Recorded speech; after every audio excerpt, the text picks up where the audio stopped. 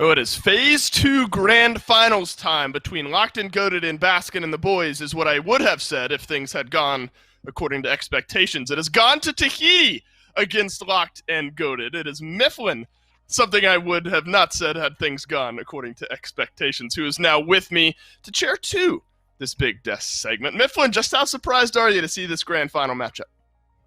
I'm so surprised, and I know Agro was surprised as well. He's heartbroken that Baskin and the boys couldn't make it here, so I had to fill in this time. And I'm excited to see it, man. I'm really stoked because I get to watch this age-old Xbox jungler matchup, Mollusk versus El Leon. I mean, if that's not the storyboard, I don't know what is. No, that's right up your alley, right? Console, jungle, I mean, top-tier play. I mean, that is Mifflin written all over it. One final game to round out this weekend in SCC action. All the other results on your screen there for you. Locked and Goated gone to Tahiti. Of course, worth mentioning, and well, we do have to mention it, lest you be confused, Locked and Goated have that one-game advantage in hand as they had not lost yet this weekend, so they would only need to win 2 more in this best-of-5 finals. Gone to Tahiti, of course, needing to win all 3. We've already seen Gone to Tahiti a little bit today, Mifflin, but quick thoughts on how they're playing coming into this matchup. Obviously good if you're going to beat a team like Basket and the boys, but does that strategy maybe change for them coming into a matchup against this Locked and Goated squad? I think that what we're going to see right here in these finals is the unstoppable force versus the unstoppable force. Both teams play a very Ghost X playstyle. They want to run it down from minute 1, just continually look for that aggression. I think both squads are going to have highly contentious picks, especially inside that jungle role. We might see El Leon reprise the Thor. We haven't seen much of him inside the SOC/SCC so far this weekend, but I really think that that's what it's going to come down to. If it's not banned, both teams are going to be gunning for it. Yeah, the immovable objects left out of this matchup, I suppose. Just 2 unstoppable forces. I think Gone to Tahiti, I mean, I keep saying this every round because it's the SOC team. I'm like, oh, they got to be happy no matter what happens here in the losers semifinals if they move on. And now they're here in the grand finals. Of course they've got to be happy. But they've got a real shot of winning this thing given how close the Basket and the boys Locked and Goated matchup is. Of course, we have to talk about their opponents. Haven't lost this weekend yet, Mifflin. In Locked and Goated, top to bottom, their 3v3 is very strong. And we've talked about Leon a good bit, but I think we need to focus on Ionic a little bit and what he brings to the table for this team. Young man Sinjin Thorpe brings a ton of things, not just inside the game, but outside. He's a fantastic team leader. He's got a really good energy. Every single interaction I've had with him, he's incredibly positive. This is a guy who won't get tilted throughout the course of the game. If he gets off to a rough start, he's going to keep his head down and keep playing. And he's got an incredibly diverse god pool afforded to him by years of competitive play. Yeah, it seems like the kind of the vibe of this team, right? It's the win games and feel good doing it squad, and they haven't lost yet, as mentioned before. And I think Ionic, I think it was Finch yesterday I was kind of mentioning, maybe it was Gore, somebody on our squad was sort of talking about Ionic and how he's sort of that last true support in a way where they do have that ghost mindset, but he is absolutely a guy who will he'll stand there and take the death if it's for the betterment of his team. Not that other supports wouldn't, but Ionic sort of, I think, fully rounds out that mentality in the support role. But one thing Agro and I had talked about yesterday, and if we're looking at Locked and Goated as a whole squad here, Mifflin, do you think that this team is playing like the best team here this weekend?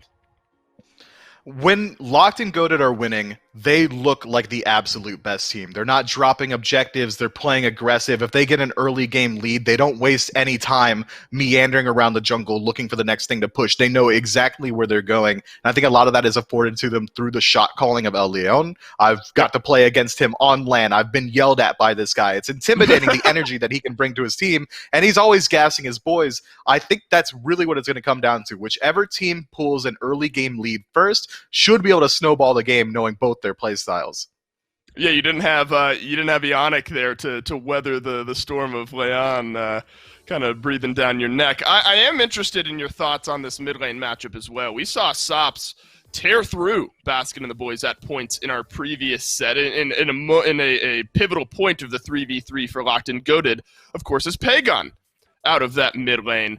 Do you think that this Raijin pick maybe here today, Mifflin's going to be one of the more contested ones? I think that if Sops isn't looking to pick it itself, he should very well be looking for the bans at least.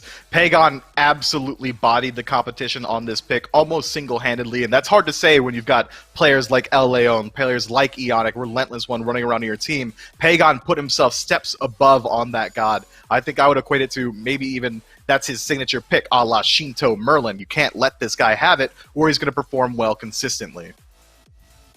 And that's an Uller first ban, which is interesting. I think we've seen this Uller start to rise up in some popularity. Hasn't quite found his way consistently into that ban column just yet. Not even in the top 10 or 11 bans that we have down there in the center of your screen. Persephone sure is, though, in the 100% mark.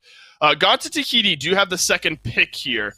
And I think that Raijin still comes to mind here for me because Pagon just looks so good on that god. So I think that's one where Gone to Tahiti will probably need to weigh those scales on what are we giving up versus what are we receiving for our second two picks. I don't know if Raijin is strong enough to first select overall. He certainly is strong, but we'll have to see what these two teams have left available. Of course, Gino's not in this matchup, so maybe Ganesh not insta-banned by either team here through and through. But the Morgan, I think, a smart response by Locked and Goated.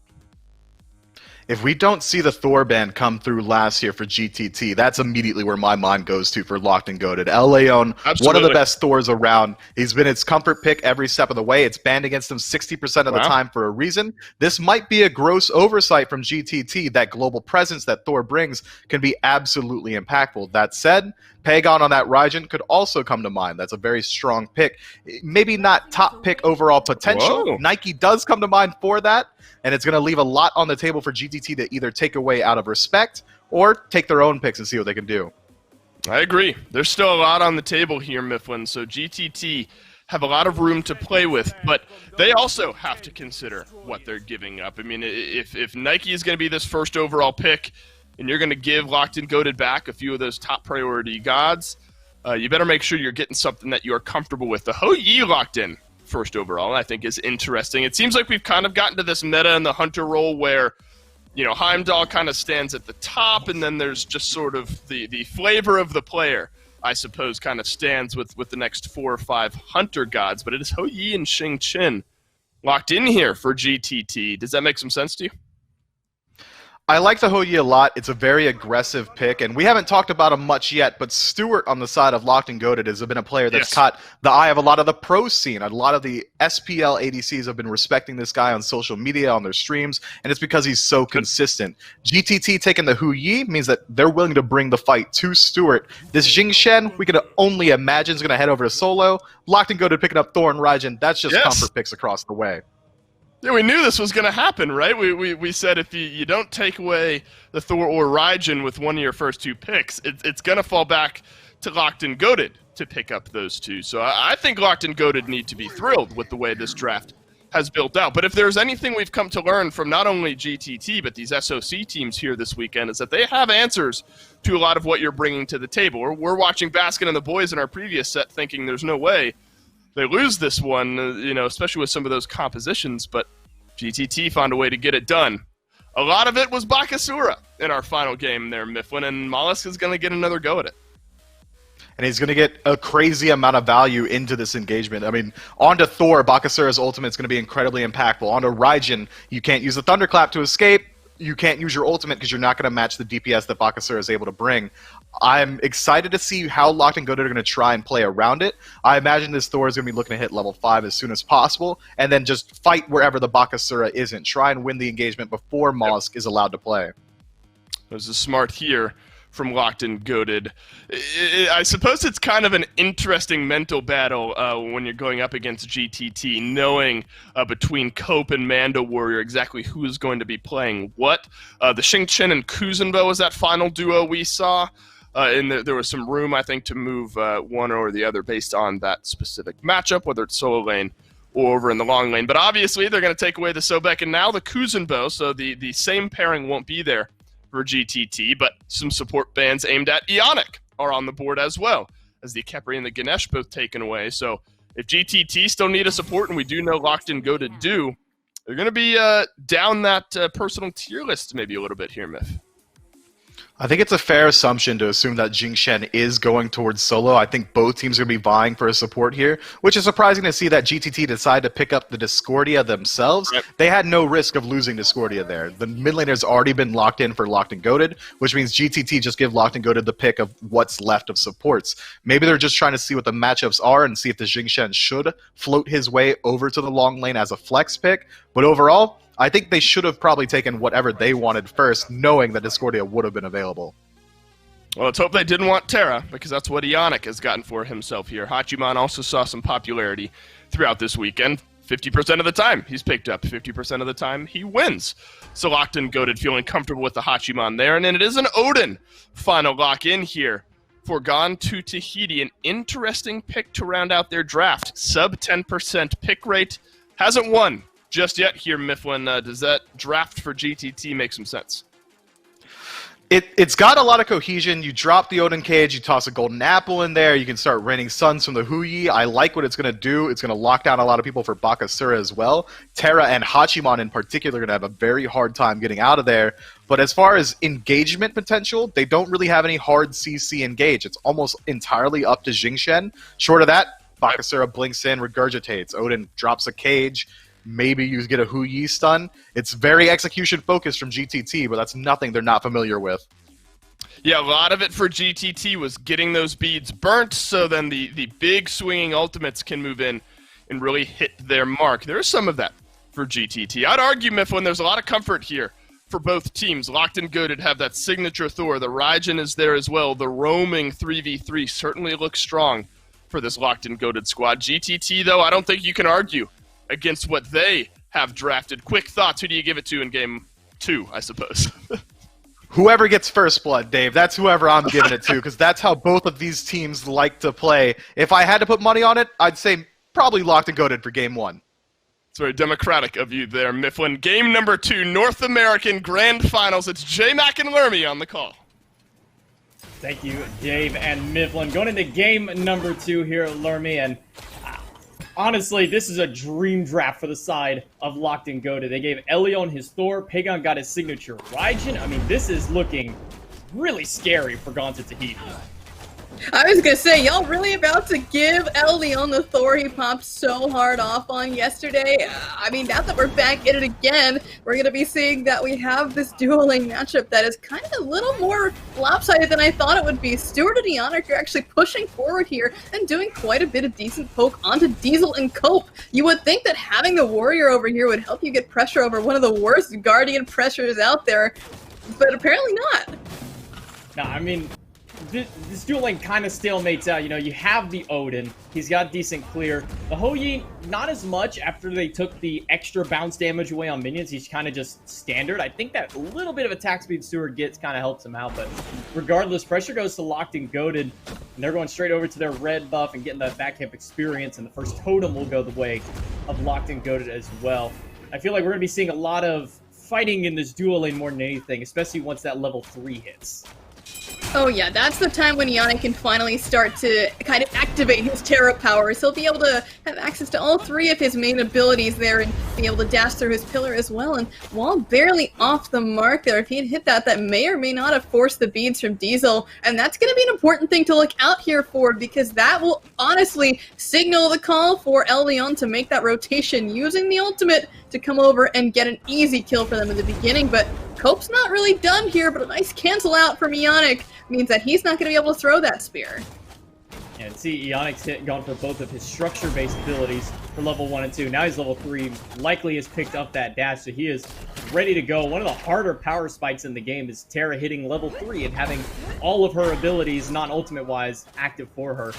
Into the solo lane, Manda Warrior sticking true to not playing Warriors, and with no surprise onto it, going back to the Xing Shen. Purple buff invade successful. Shell popped very early in the fight by Ionic. They're looking for a fight here onto Diesel. He's got the dive bomb and manages to find a gap back to the dual lane. Interesting use of the shell so early, though. I don't necessarily understand it, but check out Mollusk once again on the farming machine. Farmer Mollusk does end up stealing away that purple buff, and Pagon has made this rotation, so it's gonna force out the blink from Mollusk, who's got absolutely no mana to his name, but that's a successful invade, J-Mac, and if you're Mollusk, I'm gonna take that for sure. I mean, as a Baka, that's what you want to get, but look to the flip side, El Leon is stealing away the back cams. Not sure if he's going to rotate over towards the speed buff. You're not sure if he even knows that that's available to him. I mean, when you see Mollusk on that side of the map, for me, that's a call to go for it, especially when you know that, hey, he's all the way over here and no mana, he can't contest that, but he's a wiser man than I am, won't go for that invade just yet, and instead we'll just go back to his side of the map to farm.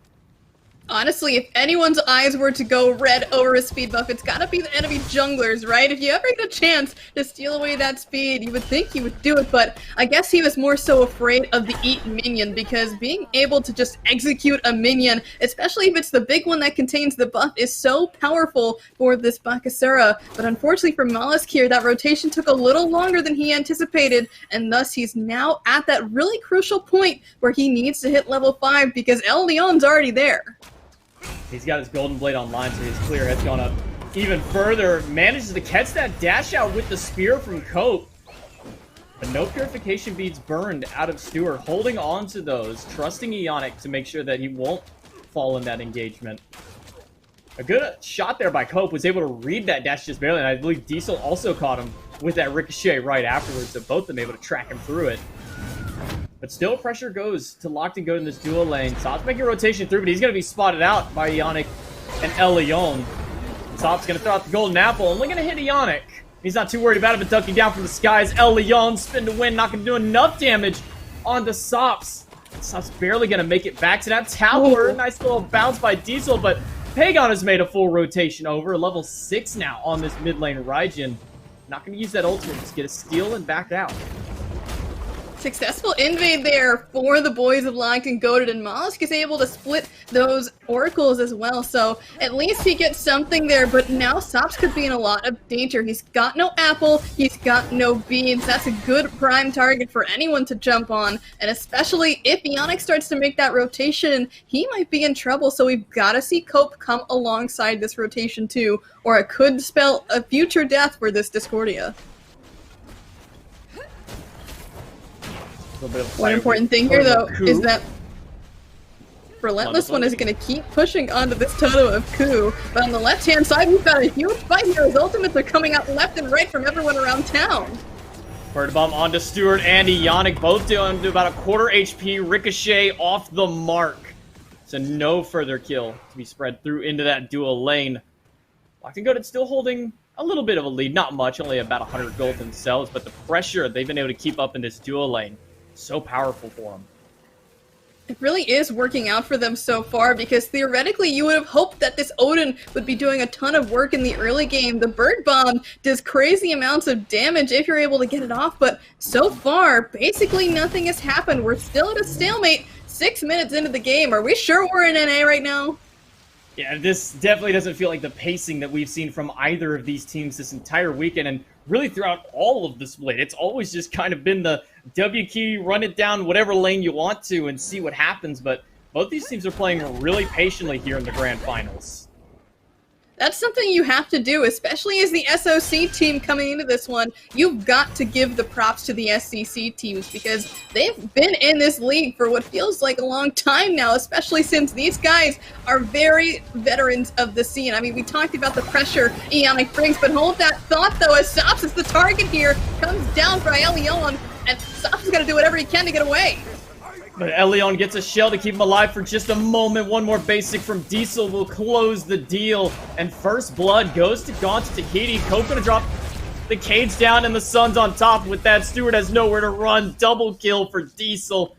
And now Pagon on full retreat as he has to just run away. Nothing he can do to save his teammate.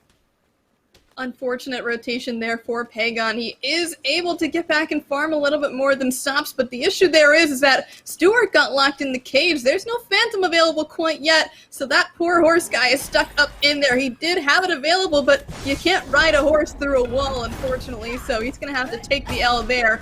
The fact of the matter is that Diesel actually grabbed 2 kills there, so that's super unfortunate for him, because now it means that Stewart is 2 levels behind. Relentless One, again, just on totem duty, making sure to keep that sustain up for his team, that MP5 and slight bit of global gold keep through. Amanda Warrior a level down right now on the Xingqian, not having quite the same level of bully tactics that he did the last time around, and with rotation from Elion. Mando Warrior's got to be careful. Takes a tower shot. Elion, Berserker Barrage into the back. Mando is going to spin to throw him, but a quick beads and a wall out of Elion. Chases him down with one shot of the hammer. Doesn't have the ult available, and now it copes rotation and the blink through. Elion can't continue to chase, but Relentless One can. Chasing him down in the back. Needs one more hit of the Rend and will get him. And meanwhile, on the left-hand side, by red, Ionic picks up Mollusk.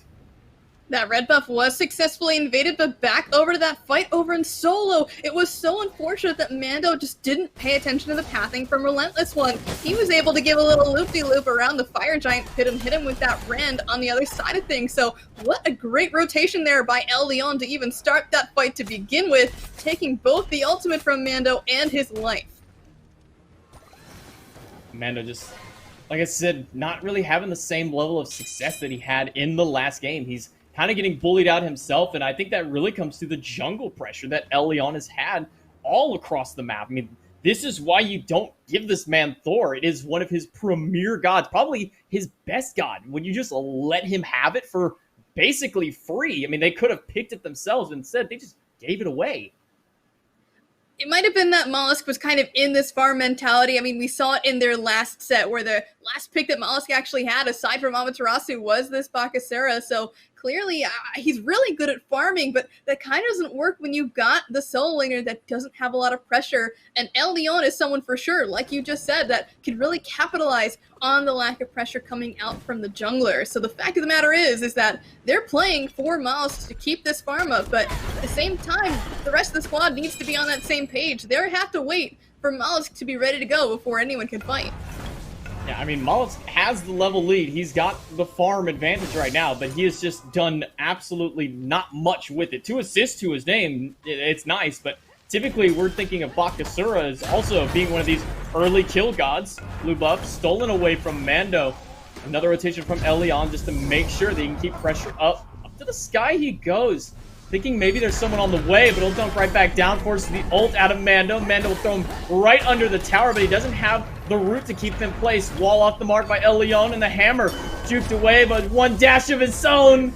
Mando Warrior turns around the 2v1 for a kill of his own, but Relentless One, he's not going to give it up. Right under the tower he'll go. One more from the Ren's, not enough damage. Mando's HP 5 from the passive saves him. I cannot believe that Mando survived there, but on the other side of the map, Ionic stuck in the cage, and Mollusk takes him down. Another kill on the board there. The first one this game for Fire and Mollusk, but on the other side of things, Relentless One, like you said, a very relentless player, is able to finally take down his enemy over there in the solo lane. And meanwhile, Stewart poking his head out in the jungle, perhaps a little bit farther than he should have, forced to dash away there, and he honestly might end up losing his buffs there because there's just no way he can keep the pressure up in his own jungle. Now, I'm not sure if Mando forgot that Nike was knock-up immune during Rend, or if he just hit the wrong button or didn't have his leap available, but not the right play to go into that one. A couple of questionable moments like that from Mando this weekend we've seen. I mean, dashed into a Rend as a Kuzenbo. Now we've seen him try to turn around and use the wrong CC to stop it. I mean, Mando's had a couple of moments. Now, last game performed really well, but I mean, this time around, he's just really struggling. He got that kill in the 2v1, but he's 2 levels down to Relentless One. We're about to go for Ionic, gonna get stunned out by Cope, take a little bit of damage from the Raven shield. Oracle Harpy's being fought over. Pagon able to help secure those ones with the help of Stewart. At this point, there's nothing to fight over, so I don't see this turning into an all-out engagement, but that's if Sops doesn't get caught out here. Blink in the backside by Relentless, and the apple has to come out. I mean, how do you survive against 5 players, in the mid lane? If he didn't get killed by one person, there was somebody else waiting for him, no matter what onto that. That was just a moment where Sops just throws his hands up and says, well, I guess I die here. That's a bad feeling for Discordia. You've already used the escape, you used the apple, you've got nothing left, and 5 people are in your lane. There's not a whole lot, like you said, you can do about that, but maybe there's something Mollusk can do here. He tries to jump away, but Relentless is falling right after, and the Gold Fury's dangerously low. Now Leon up into the sky, goes right down on top of Diesel, and he's going to chase him out. Very low on mana, only enough for a couple of spells, but Pagon with the Taiko drums is more than enough damage to help take down both of them. Cope and Diesel falling. Mollis just stealing away the red buff because it's all that he can do, while the Gold Fury goes the way of Locked and Go to the first one of the game. Yeesh, this is not looking too good here for Gone to Tahiti. They do have a pretty solid late game comp. They've got a Discordia and a Bakasura in tow, not to mention the critical strikes coming out from this Huigian. That's exactly what I mean. You grab that easy kill there onto Ionic, onto the tier 1 tower, and you move on your way. Dropping the ultimate there from Mollis, get an easy one to add to his kill column. Yeah, and as a Terra, it's kind of hard to run away when Bakasura regurgitates right on top of you. You can't use your dash, so you essentially have nothing available to you. CC immunity, so he's not going to be able to get stunned out either. So Yannick is kind of having to accept his fate there. He walked into tier 1 tower with basically no health. Relentless One going for a mystical mail. We don't see this item too often anymore, but opting for it here against Mando Warrior. Mostly to deal with the blinks coming out from Gone to Tahiti. We talked about this a little bit before in a previous match, but having this mystical mail is going to be really nice on your solo laner because they're going to be up in the thick of things, and if that's the case, they're going to be able to take those damage takes and put them on the members who have blink, forcing them into combat and making that blink totally unusable. So the fact of the matter is if they can't blink on your backline because you've kept them in combat, you're doing your job.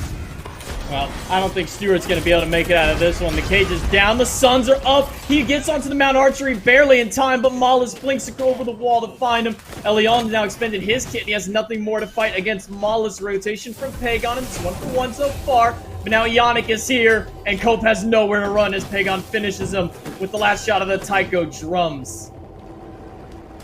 1 for 2. That might be worth it there for Stewart. He had to burn the mounted archery, but getting away from that one at all was a really good look for them. They're able to at least stay close here because they were able to trade back pretty nicely there. So at this point, Lock and Goated are feeling pretty comfortable. I mean, just even check out the lead that Ionic has over Cope. This is uncharacteristic, especially because Cope has been so aggressive this entire tournament. The fact of the matter is that Ionic's more defensive, facilitative style has reigned over top. I'd like to talk and point something out, Lermy. 4 shells on the side of Locked and Goated. 4 of them. Yeah, that's a lot. At this point, we've been seeing a lot of people going for shell over ages, mostly to deal with these auto-attack assassins, and certainly Bakasura is one of them, and you can just see the power that it has. Ionic is once again getting the spit dropped on him, and 2 tanks straight in his face, while Mollis continues the fight. Ionic will fall despite 2 shells to try and keep him alive. A Relentless One able to find Mollusk in the back in the 2v1 against Sobs. Cope charging up that spear to throw a Relentless One, but it's not going to do a whole lot. And now Mando Warrior has the Raiju on him, so a little bit of vision control for Pagon as he'll be able to spot him throughout the jungle. But Relentless One, again, unrelenting, just jumping on top of everybody, doing his job as this solo lane Nike to be the bully.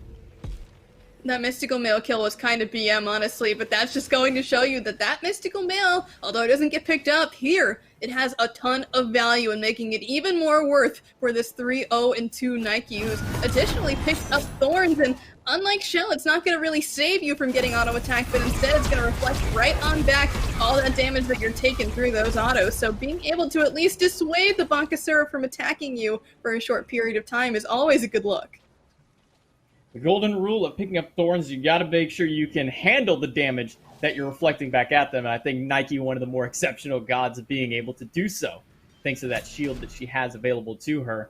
Pick up her Relic Dagger as well, pointing that one out onto it. I mean, this is a little bit of an unusual build that we've seen out of solo lane here, but so far Relentless One is really making it work.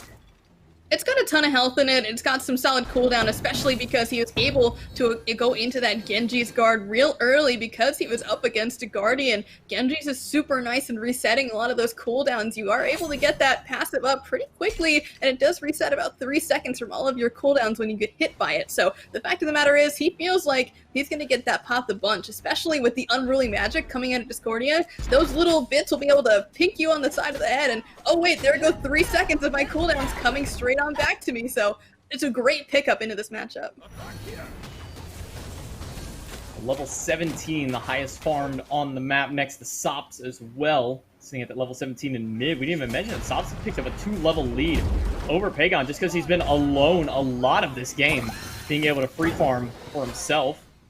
little bit of damage back onto Ionic as Sop throws the unruly magic over the wall, but now Relentless One has to deal with the Wrath of Mollusk to return, and there's the Thorns to turn fire back at him. Mollusk has to eat one of his own minions in order to heal himself up to escape. Pagon right into the Taiko drums to immune out the ult out of Mando Warrior. That's now on cooldown. Dunking from the sky. El Leon gets the beads out of Diesel. Cope Baby stuck behind the wall, but he'll use his leap to get out.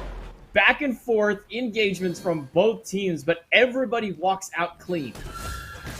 In theory, right? But there might be another re-engage around this Gold Fury, although look how fast it's dropping, J-Max. This might be a good steal for them, and Locked and Goated are able to secure it there, but that might not mean that everyone gets out alive. But instead of chasing, Cope decides it's time to go, as Mollusk is over here in the solo lane split pushing. Ionic was just staring at him trying to back there, but luckily, Ionic will be able to make his way out. And yeah, Mollusk realizing he can't really do much in those team fights, so he's just going to split push. Takes one tower down. Looked at the second one. Will now not be able to steal that blue buff away. Relentless One's leap gets it, but Mollusk not going to continue to chase to try and take down Relentless One. Didn't have any vision over there, so not sure where the rest of Locked and Goated were. But now starting at the Pyromancer, gone to Tahiti. They're gonna have to be careful though, because here comes Relentless One throwing down the ultimate. Gone to Tahiti, do actually secure it, but everybody's on their way out. Up into the sky goes El Leon, but no target landing down upon. He'll get hit with the golden apple, so not able to use the hammer. Ionic in the back. Everybody's trying to find Cope, but nobody can close the gap onto him. Pagon up into the Taiko drums, looking for Mando, but can't find any of the shots from it. And whiff after whiff from Locked and Goated. Tahiti gets the Pyromancer, and they get out. It's not the end of the world here for Locked and Goated. That did open up a large period of time there for Stewart to finally catch up. So now that he's able to sit at that level 16 mark just with everyone else, it's going to be nice when he starts to make those rotations. But the biggest issue here is the fact of the matter that Sops is just straight up 2 levels ahead of risky. the enemy side. But this is risky, like you said. Stewart going right into the fray. Gone to Tahiti. Will get the Fire Giant, but they've already lost 2. Mando and Diesel both down. Sops under half. Mollusk at half. And everybody has split the path to chase him. Elion tosses the hammer and sinks him down, sending him back to the fountain. Mollusk slowed by the ult out of Relentless. Dunked down. And one more basic. You got the Fire Giant, Tahiti. But who is left to show for it? Only Cope alive after the fight. This is a free Phoenix here. They've got all 5 members pushing up this right-hand side. Everyone other than Ionic, who is on his way right now, and thankfully Stewart is able to help chew through these pretty well. And Relentless, being the wall that he is just able to tank those guys up. Not to mention they've got a few Oni minions on their side left that were not cleared up, but everyone's now going to group up back with Ionic up on this mid lane and take this tower as well. So, like you said, this could have been the biggest throw of the game. Gone to Tahiti, start up the Fire Giant. They get it, but basically all of them fall down. You know, my favorite thing to do is start the Fire Giant when there's 5 players alive on the enemy team on the map, and you barely have the ward coverage to be able to tell when they're coming. I mean, if you look at Tahiti's wards, they've got 1 right below the column of Fire Giant. They got 1 on theirs, and they got 2 on their side, but there's nothing on that bottom end. They had no idea Locked and Goated were coming to defend against that. I mean, you would think that these guys would know that that's coming, but speaking of someone coming for him, they've got to deal with Mando, who's shown up here, thrown out the ultimate, and just gotten the beads from both these guys, so they're going to be able to walk out okay, but instead of that, they just need to be careful, though, because the towers on the left-hand side are really the next goal here for Locked and Goated. It's the free gold just sitting on the map, so they've got to be careful. There's no way that they can really go and defend this Tier 1 tower. They could make a break for this Tier 2 tower, but the issue is that on the opposite side of the map, they've got a downed Phoenix to deal with. Relentless One will get hit by the spear out of Cope, and the bird bomb damage to follow up, but it really doesn't do much to him at all. He just does not care about what little to no damage that Cope does at this stage of the game. He'll leap away in fear of what the rest of the team might be able to do, but I mean, this tower is, you know, a fly could land on that tower and it's going to fall over at this point with Fire Giant down and only onto Cope. Pagan's just going to walk in, he'll do 3 basic attacks and drop that one. Minion wave behind as they push towards Tier 2, and Tahiti can defend against this. This isn't one that you just give up Mollusk waiting in the wings, and blinking from Mando, looking for somebody with the ultimate. He'll not be able to grab anybody because of CC immunity out of both of the carries. Mando right back to the rest of the team. Relentless One tanking up the tower as the cage has been expended from Coat Baby. Only one ult left for both teams, and it's out of the junglers. Flinging from Relentless, trying to find Sops, but he's too far back. And the tower under siege. Locked and Goaded will pick up another tower to their name. Mollusk just not present in that fight. There's nothing that he can do, and honestly, I think the issue is I don't think that this build is really working out for him. The biggest issues is that he can't really get past Relentless One to kill everyone else, but even if he did get past them, he got past step number 1. His build isn't going to help because he's not going to be able to chunk down step number 2, which is killing the backline fast enough. I mean, every time he goes to the backline, Relentless One pulls a 180 and just drops down, regurgitate out of Mollusk, but he has to leap away immediately. The dunk out of Elion, and Relentless to combo him down. Pagon with a Thunder Crash to finish off Mando Warrior. The Fury goes their way, 3 kills on top of it. Now looking at the left side, Phoenix, locked and goaded, may have just locked this game for themselves.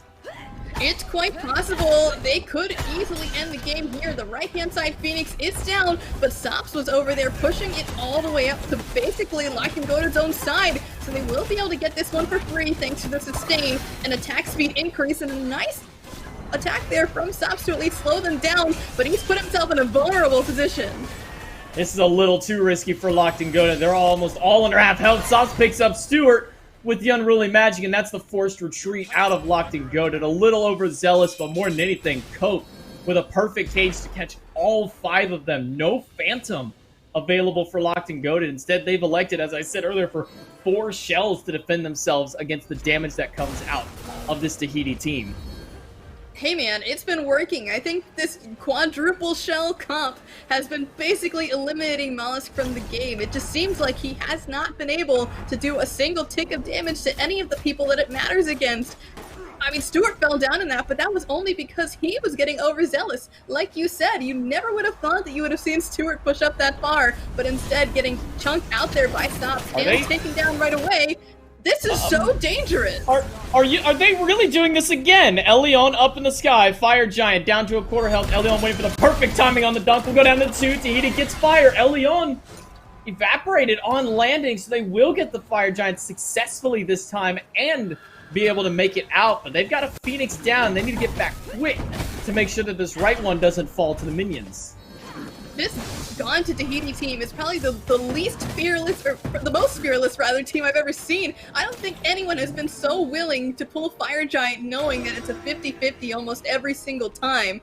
And honestly, the fact that they got it both times really comes down to just a coin toss, and this time it worked out for them, but who would have known if they had waited a second longer, it could have gone the other way. So the fact of the matter is that if you're going to be playing at this level, at this stage, in the grand finals, being able to make this kind of decision is exactly what we need to be seeing. You know, seeing these risky Fire Giant calls when there's a Thor up and alive on the map kind of makes me reminiscent of one of the old AVGL finals that Mando Warrior was in, where Sam for Soccer was actually the one piloting a Thor. Managed to dunk down in, steal Fire Giant, wipe the team, and end up winning, so Mando lost on that one. But it's only game number 2 here, so even if that did happen this game, there's still another chance for him. But I mean, such risky calls out of Gone to Tahiti. This time it pays off, but they've got to be careful on these ones. That's kind of what they need, though, J-Mac. I think that if they're going to find any way back into this game, they've got to make the big energy plays, because otherwise there's just no shot. It really seems like this lead from Locked and Goaded has put them in the position where, I mean, it's just Relentless is unkillable, Eonix healing the backline, and there's so much pressure on these Phoenixes. Ult out of Eonic, but he's going to get knocked up under the Phoenix. He lets it dash away. Unruly Magic deals a little bit of damage to Stewart. And successfully Gone to Tahiti will push Locked and Goaded away from the mid lane bird. Unsuccessful in pushing down that tier 1 tower on the left side. They had to back immediately. Cope and Diesel unable to finish that one, so it'll be down to a sliver as Locked and Goaded retreat and head back to base. This hasn't been much of a defense, it's been more so of a counter-offense that we've been seeing, is everyone spilling out of the base, running at the back line, and then they say, okay, we get it, you'll fight us here. now we'll just back off and wait for a better time, because we've talked about this over and over again. These risky plays on the Fire Giant have been barely paying off, and so the fact of the matter is, it seems like Locked and Goated are not really willing to commit to this end or even this Phoenix Siege without it in their pockets. Leon forced to use his beads from the Regurgitate out of Mollusk. Big thing to note going into the next fight is that gives Mando another target to go on. Elion's going to have to predict those Whirlwind of Rage and Steels, or just wait for the sound cue, read a book, make a sandwich, and then he can worry about hitting 4 afterwards to go up into the sky. Mando's going to find him in the jungle and get the ult out early, so he's not going to have to even wait for the ult the next time through, but Elion dunks into the backline right on top of Sops. The cage is dropped, and Sops drops Leon. He's down. Mollusk picks up Ionic, who's also stuck in the cage, but in the 3v5, the health bar advantage is in favor of Locked and Goated, and Stewart manages to find the shot around the corner to pick up 1.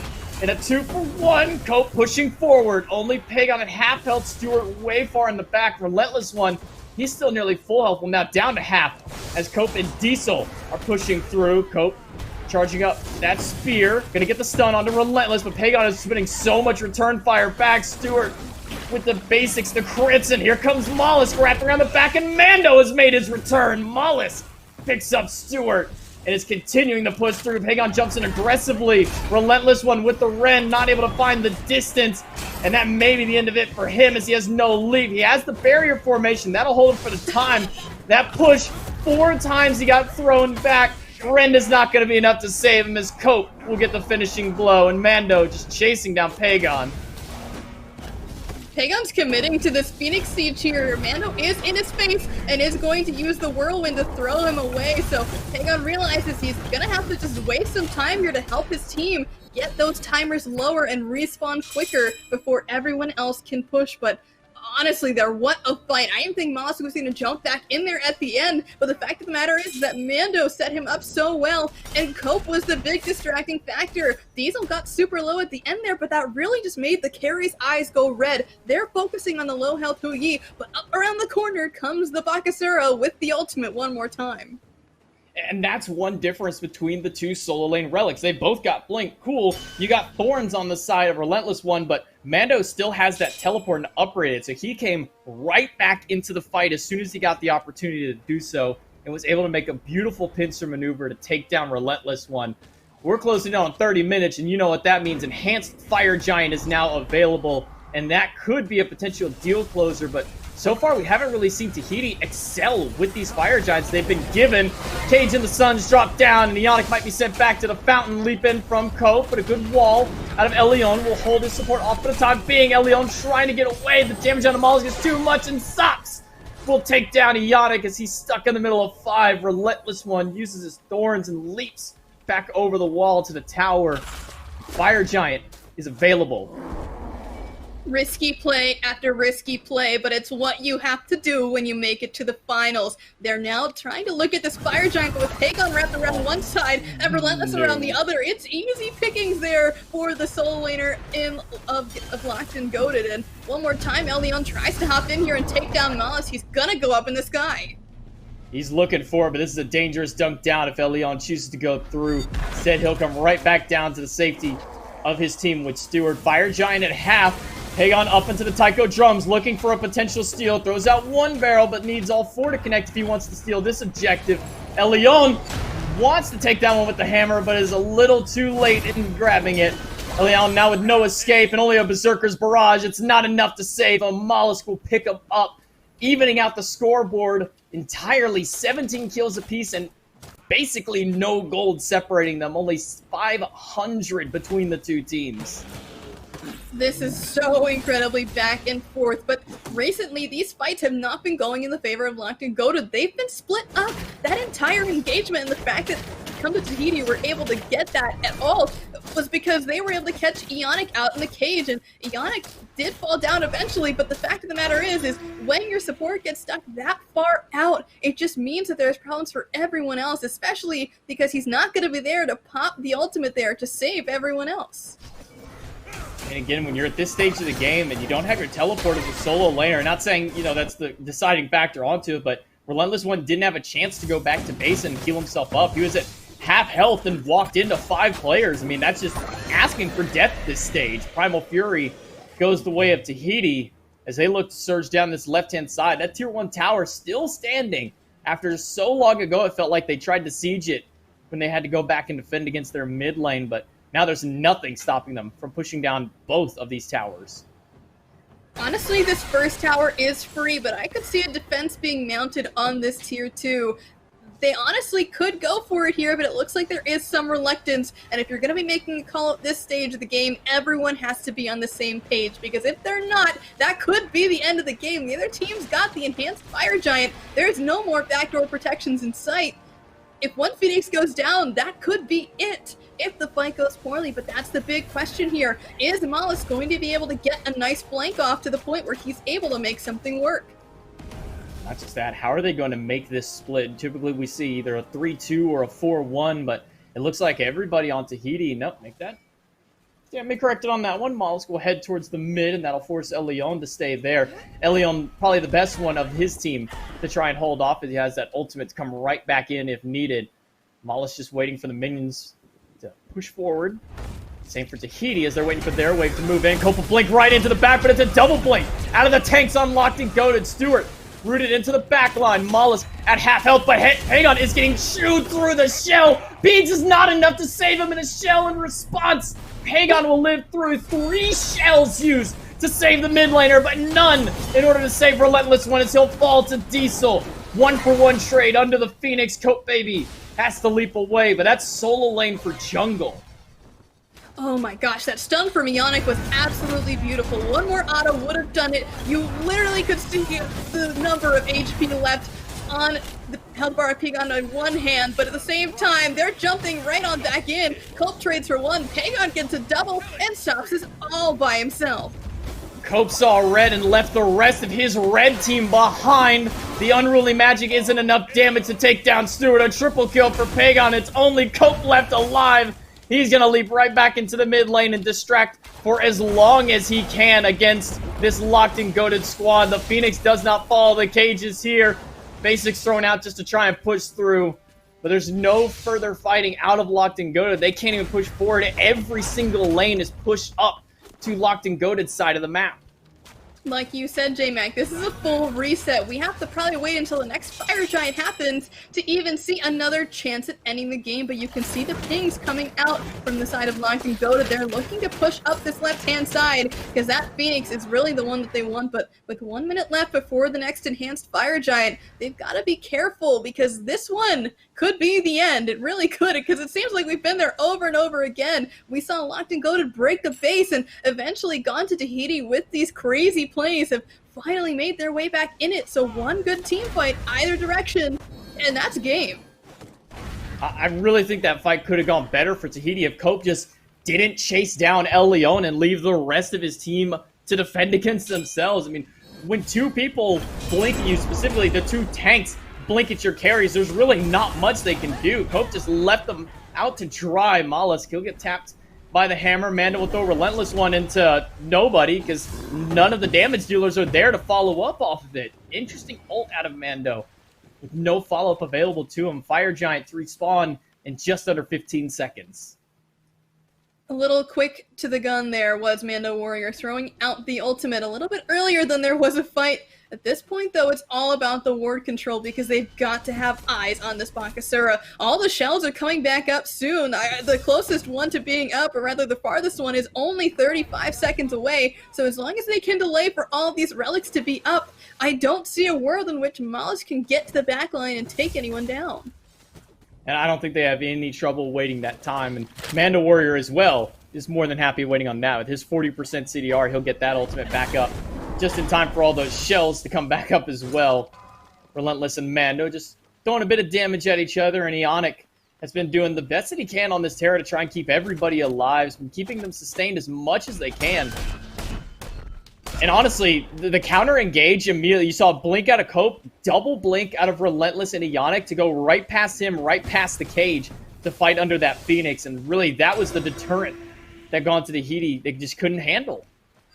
They spotted Mollusk out in mid though, and this is where the danger is. If Mollusk gets caught here, it could be big danger for Gonta Tahiti, but Mollusk with the heads-up play, able to jump into this left side jungle, but we can see that Mando is the one getting aggressive here, and the blink in from Cope is going to seal the deal on the aggression.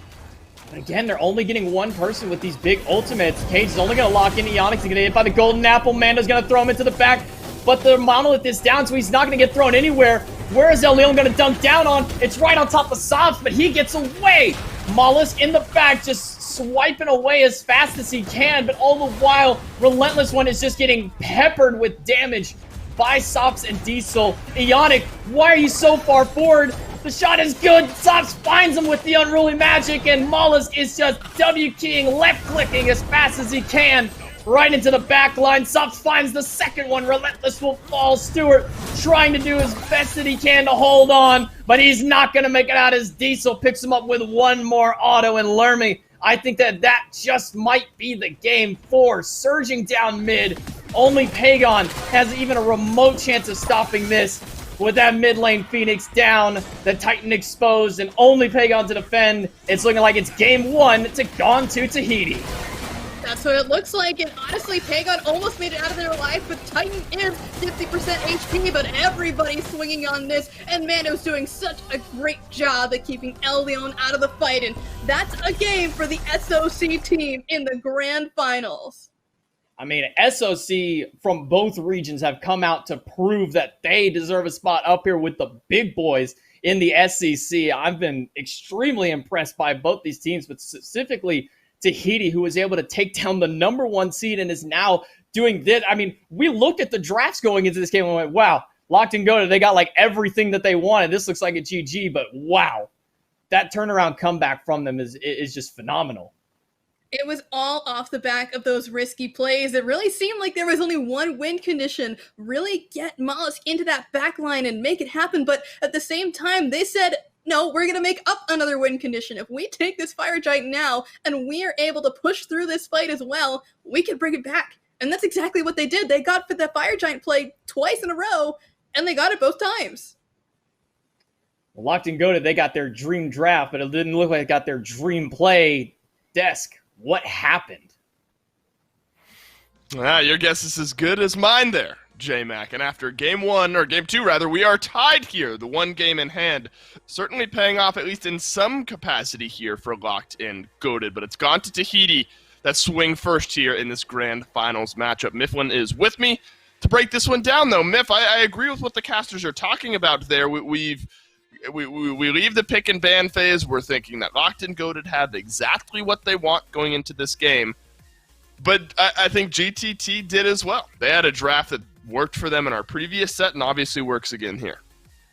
If both teams brought their best, as far as comps go, it comes down to individual play and play around the map. And GTT, they won out this time. They had complete objective control from minute one. Sure, they traded out 4 lives for the first Fire Giant, but then they get the second one cleanly. They get the Gold Furies. Everything that goes well for them happens around these objectives because Locked and Goated were just a little bit slow on the uptake getting to them.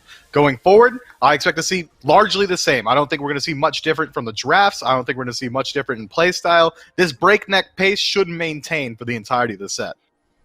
Agreed. Mando Warrior, I imagine he continues to play these Guardians in the solo lane.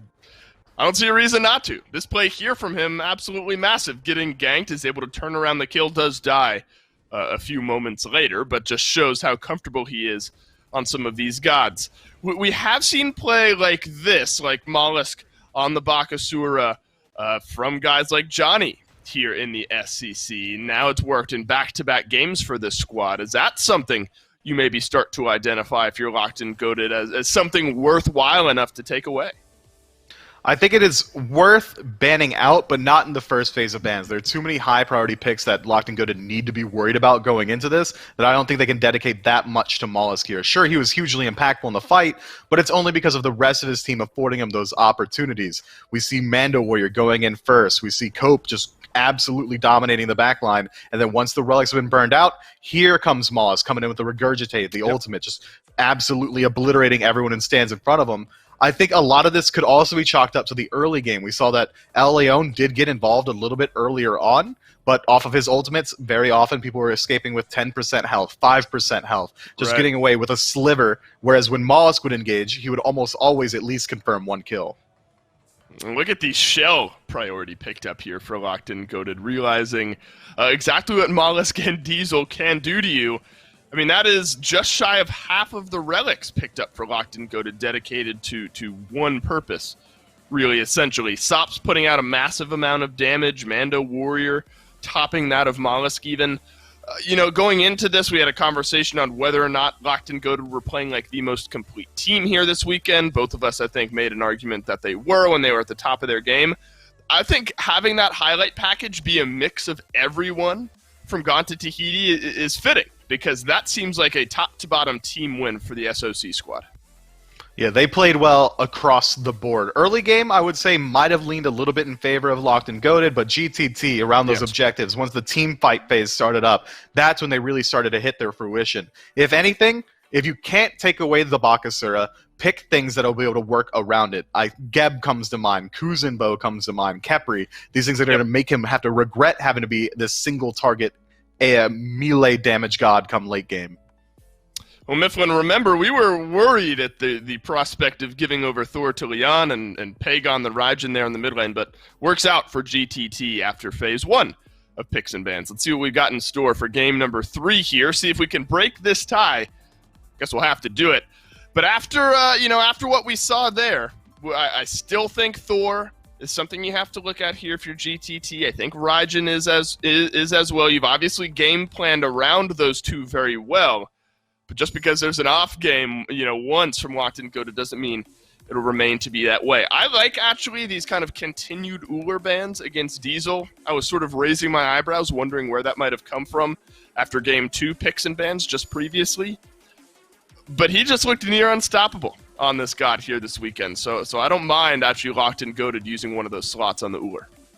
Yeah, that was the 4th game in a row Diesel had the chance to be the Norse god. He's been absolutely dominant on it the entirety of the time. So taking it away makes sense to me. Now you can get some pressure in your duo lane without the assistance of your jungler, hopefully, depending on what Locked and Goated decide to draft. I think that we might see El Leon decide to relegate his pick towards the bottom 2, just so we can make sure that they don't have to deal with that Odin pick, because knowing him, a Willix might just come out. That's true. We have seen that counterplay already here this weekend, so absolutely something on both of these teams' mind. This is a big one to break this tie. Put yourself on championship point. Whoever comes out on top. Umoja Persephone remain banned out. The Bakasura, all right, so interestingly enough, we figured it might find its way into the ban column. Locked and Goated agree, but maybe a little bit earlier than both of us have expected, or would have expected, rather. And maybe it's kind of a double down now that Gone to Tahiti have that second pick spot. So, it's one thing if you're banning out the Bakasura and they only get one chance, to pick something at the top of that list. Now, depending on where Locked and Goated go, Gone to Tahiti have 2 back-to-back picks for very high priority gods, given that Bakasura ban. They really do. Nike first pick, no surprises for anyone involved. This god has been absolutely dominant everywhere on the map. And in North America, it's a little bit more of a flex pick. We could see it go towards the jungle. I haven't personally seen El Leon play it, so I think I am pretty confident saying it's going to head over to that solo lane, but this does leave GTT up with multiple pretty strong picks. Jingchen coming out first overall, that's surprising for me, especially considering how much meta is still available. They could have taken the Thor themselves after Bakasura has been banned out. They could have looked towards the Raijin just to take it away. We know that this squad has the capability to play both of those characters, but instead, falling back to the Jingchen doesn't show your hand too much. Well, now it does. Jingchen definitely probably going to be in that solo lane. Very unlikely to see it support. Amaterasu most likely heading to the jungle. Mando can't keep getting away with it, right? I mean, it's these Guardians time and time again over in that solo lane. And even in the last game, I mean, negative slash line throughout the early part of that game, but still finding a way to keep himself involved in these mid to late game team fights. So GTT liked enough what they saw in game 1. Or game 2, rather, to move back here in game number 3. Thor, yet again, similar mindset for Locked In Goated. Raijin still available, and Raijin locked in once more. This is Locked In Goated, Mifflin, I think, saying that, yes, we lost last game, but it was close enough, and we realized that the mistakes were maybe on our doorstep enough that we want to give it another chance.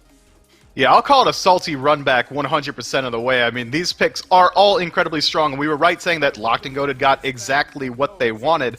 Now the second phase of ban's going to roll through. I don't imagine we're going to see Odin make it through. He's definitely going to get banned. Uzi's been so dominant on this pick. He's been absolutely comfortable. El Leon has teamed with this guy so often that he should know it's coming that way. Yeah, still need a mid laner for GTT in the second wave of picks here. I'm sure that's something Locked and Goated are mindful of. Khepri banned out here. I think that's a smart lockdown here against Ionic, who's shown us time and time again that this Khepri can absolutely make an impact on these games, especially once he gets to that roaming momentum. Sobek, again, follows up here for Locked and Goated. This is an interesting mindset, I think, Myth, when really from both teams we're seeing very similar mentalities, I think, in the ban column from what we saw in game number 2. I don't imagine that changes much here. There was a little variety, I think, from GTT last time, but won't keep things out of the Guardian family as Ganesh takes a ban as well. Does Terra make enough sense here that you think Ionic might go back to it? I like Terra in that it's a very strong team fight pick. You're going to be able to deal with a lot of the burst damage that's going to come through from GTT. This Amaterasu is going to have a much harder time operating if Terra's on full peel duty. But I think that we really want to see Ionic lean more towards these initiator supports. I'm thinking something along the lines of what's been banned out by GTT, or maybe even an Athena. Kuzumbo was coming to my mind, but it seems like they're on top of that ball as well. We might see him just fall back to the Terra because it's really all that's left. That's true. Lots of support gods getting themselves banned out here, and Terra's still available. So again, we'll reiterate it, for a third time here. This is Locked and Goated continuously doubling down on what they had in game number 2 in hopes that it turns out better for them here in game 3. And I can't fault them. I mean, if we're rewatching this draft specifically thinking this is exactly what Locked and Goated want, but I think we're doing a disservice by not also mentioning that this is exactly what the Gone to Tahiti want. I mean, it's the same mindset they had in game number 2 as well. With as close as it was, Myth, it might be the full 10v10 salty run back. Some changes here and there, but the mentality seems to be the same from both squads. Yeah, so far, I mean, Amaterasu is the most notable difference here for GTT, but she's going to perform largely the same role as Bakasura. Right. Just a little bit harder to do. Now she's going to have that CC inside of the ultimate. The Dazzling Offensive is going to be a fantastic team fight tool to deal with a lot of what Locked and Goated is looking to do, but Amaterasu is going to have a much harder time keeping pace with Thor. Bakasura's got the passive mobility. He's also got just the ability to be one of the fastest farming junglers on the map, whereas Thor is going to be looking for constant global pressure. Amaterasu, right. It's really on her to maintain the balance and make sure wherever El Leon decides to go, she's there to back them up. I forget what you said when I asked you before game number 2. I think you said whoever gets first blood might win that game. Are the drafts similar enough that that's a mindset you stand by? I think that Locked and Goated has now downloaded how this Jingshen operates in the Soul Lane. If we see Nike rotate out a little bit earlier, they start to clean up their play around objectives, I'll give it to Locked and Goated. If GTT get off to a fantastic start, if they get first blood, I might just give it to them. Yeah, don't forget, this is an SOC team we're talking about, so the fact that we're having this debate, I think major props to Gone to Tahiti. Game number 3, J-Mac and Lermy, let's break this tie. Well, they went back to the drawing board and they said, you know what? Everything looked fine for us. We just need to kind of work on what they had on the side of Gone to Tahiti. Is Locked and Go back with everything except the Hachiman. This time they go for the Jing Wei. Lermy, do you think that this one little pick, and more specifically the bans, were what was necessary for this team? Honestly, yeah, Stuart now has a lot more safety than he did before, and you might be thinking, how can you get safer than Hachiman? He's got the horse to send you halfway down the lane. Well, Stuart can now do that, but he's also got the ability to leap out of any knockup that might come his way, and with Pope's ultimate coming through, it could be that is the case as well. But a nice wall there from Ionic is going to slow him down, and Stuart's going to have a chance here to heal back up. But one thing that I'm noticing is the big difference maker here is how Mollusk will perform on this Amaterasu. It's really this that I think is the key focal point here, is if Mollusk can continue to perform like he has been these past couple of games. Do we see the Ama go back into crit like we have the last couple of times? I don't know. That's a really great question, because honestly, Mollusk has been pulling out these strategies from places I didn't think that they were ever going to go, right? So perhaps he does. If he feels like the goal in this game is to quickly take down any of the backliners, then for sure, do it. But the question mark is that we still have a Nike in this game, so perhaps he goes that same strategy of willing to chew through all of that health that the Nike's going to have with the Chins and the Xe. This time around, dual lane pressure goes the way of Cope and Diesel, not having the Hachiman for a much easier clear this time. Stewart kind of has to fall back a little bit, but that sets him up for the old tried and true Terra Jingwei combo. You stun them and you hit them with Persistent Gust. I mean, so many different combos like that. It's like, you know, it's like the old pluck into Impale that you would get out of a Sobek in on her, or pluck into a trap from Artemis. I mean, it's kind of that same mentality of it. They're going to keep them pushed under the towers, so try and strip a little bit of that gold away from them if they can. Stewart and Ionic are doing a great job of holding their farm up. As much as they can, really. They're going to look to try and take their purple here as fast as possible while the other side's dealing with the wave. And honestly, they might be able to do it. And I'm surprised that Gone to Tahiti didn't just ditch the wave there and go fight them at that purple. Perhaps they were concerned about a rotation from El Leon because he has shown a willingness to do that before. And now that Mollusk is on not Bakasura, he's going to be a little more precise with his farm because he really has to be, because he doesn't have that free low ability of being able to eat the big minion. It might just be that shell that's deterring them. Once again, Ionic going for this relic for his first one up. Relentless one. Again, unrelenting on trying to take away buff camps. And Mando's now met with 2. He gets the little hook slam combo in to try and hold that buff, but it will be unsuccessful in keeping it for himself. So Relentless one will put that around his waist.